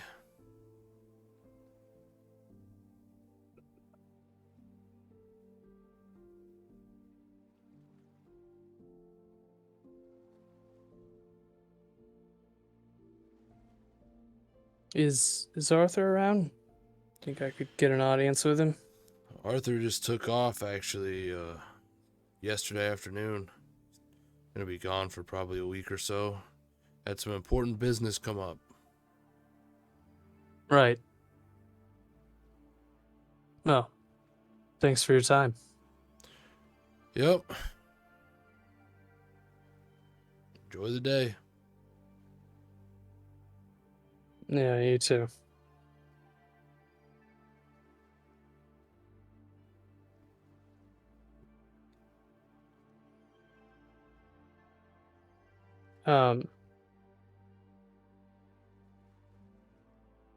Did Arthur's right hand dude give us the exact location of the bar or hotel or whatever it was in the wharf that he said he runs? He did. I'm gonna go there. He told you where to find it. Okay. I'll find it. I believe it is the. I've also forgotten his name. I want to say it's just this the small wharf or the small sea wharf or something like that. It's very simplistic. Just got to get my tabs in order. Do.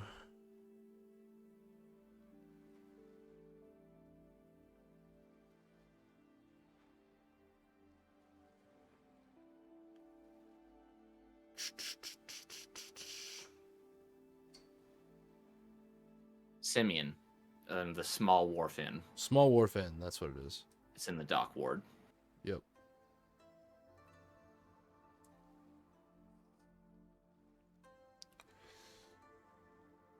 Yeah, you can make your way to the small wharf inn. It is a bit of a trek, but eventually you do arrive a little bit sooner than like you probably would have got there a couple days ago, as you're just becoming more acclimated to the city at this point and traveling across it. But you make your way down to the dock ward and eventually locate the small wharf inn. making your way inside. It's a very humble building. Not a whole lot to it. I mean, it's a sturdy structure, but as you enter inside, again, the tables, chairs, everything's just very, very plain. But currently, there seems to be a couple different families eating like an early lunch, and you can see a couple people off behind. It's kind of a bar, not really. It's more like it reminds you more of a desk, but behind you can very clearly see that there is a kitchen behind it, and there's a few people at work. However, when they hear the door close, one of them starts taking off their apron and walking towards the counter. A little bit taller half elven woman makes her way towards the counter, sets the apron off to the side, still resting one hand on it. Is there something I can do for you? You seen Simeon? Are you around? I did. He was here earlier this morning. He actually left. He was supposed to leave last night. Some business with Arthur or something. He went to catch up with him. You missed him by maybe an hour. Where'd he go? Towards Addison, I think.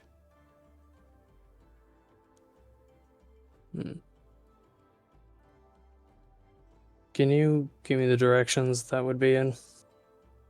Yeah. Just a second. The map's loading. Yeah, no, if you head out the northern city gate, from there you just follow the road around. It'll be the road that turns and heads west. You continue north, it'll just take you to the main gates outside of the Empire.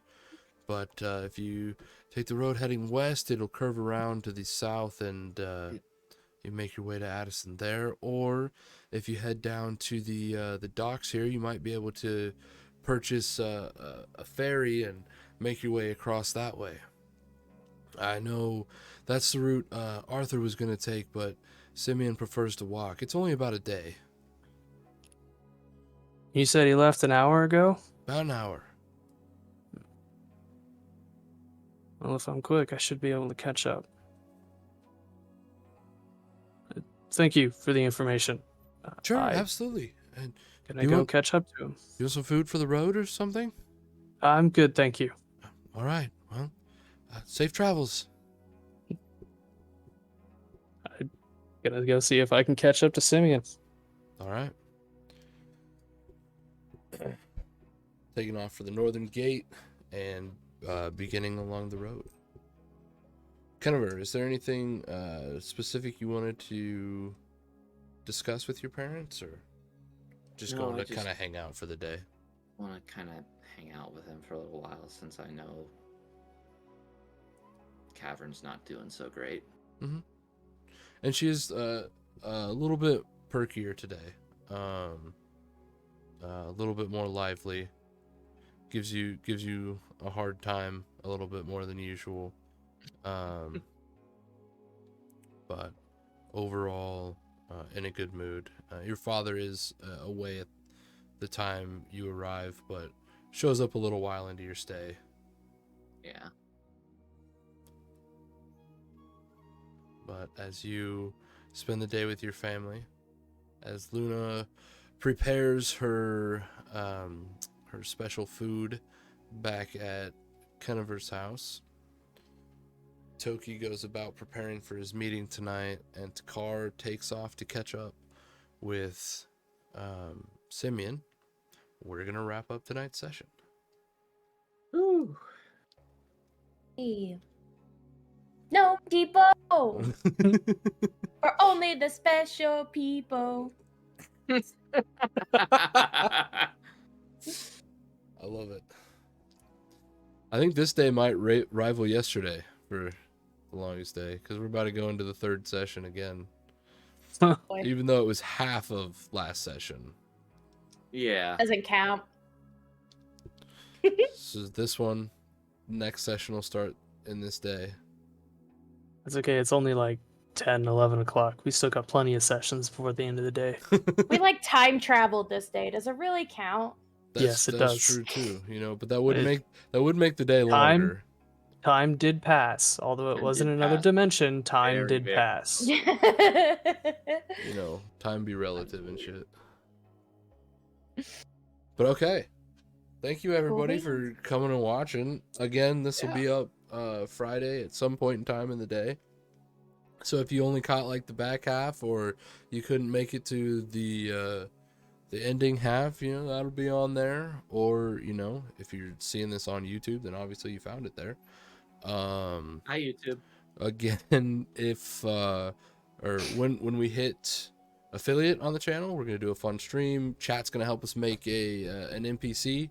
So yeah, I'm very excited for that. We're doing still doing really good on the numbers wise. So keep it up, guys.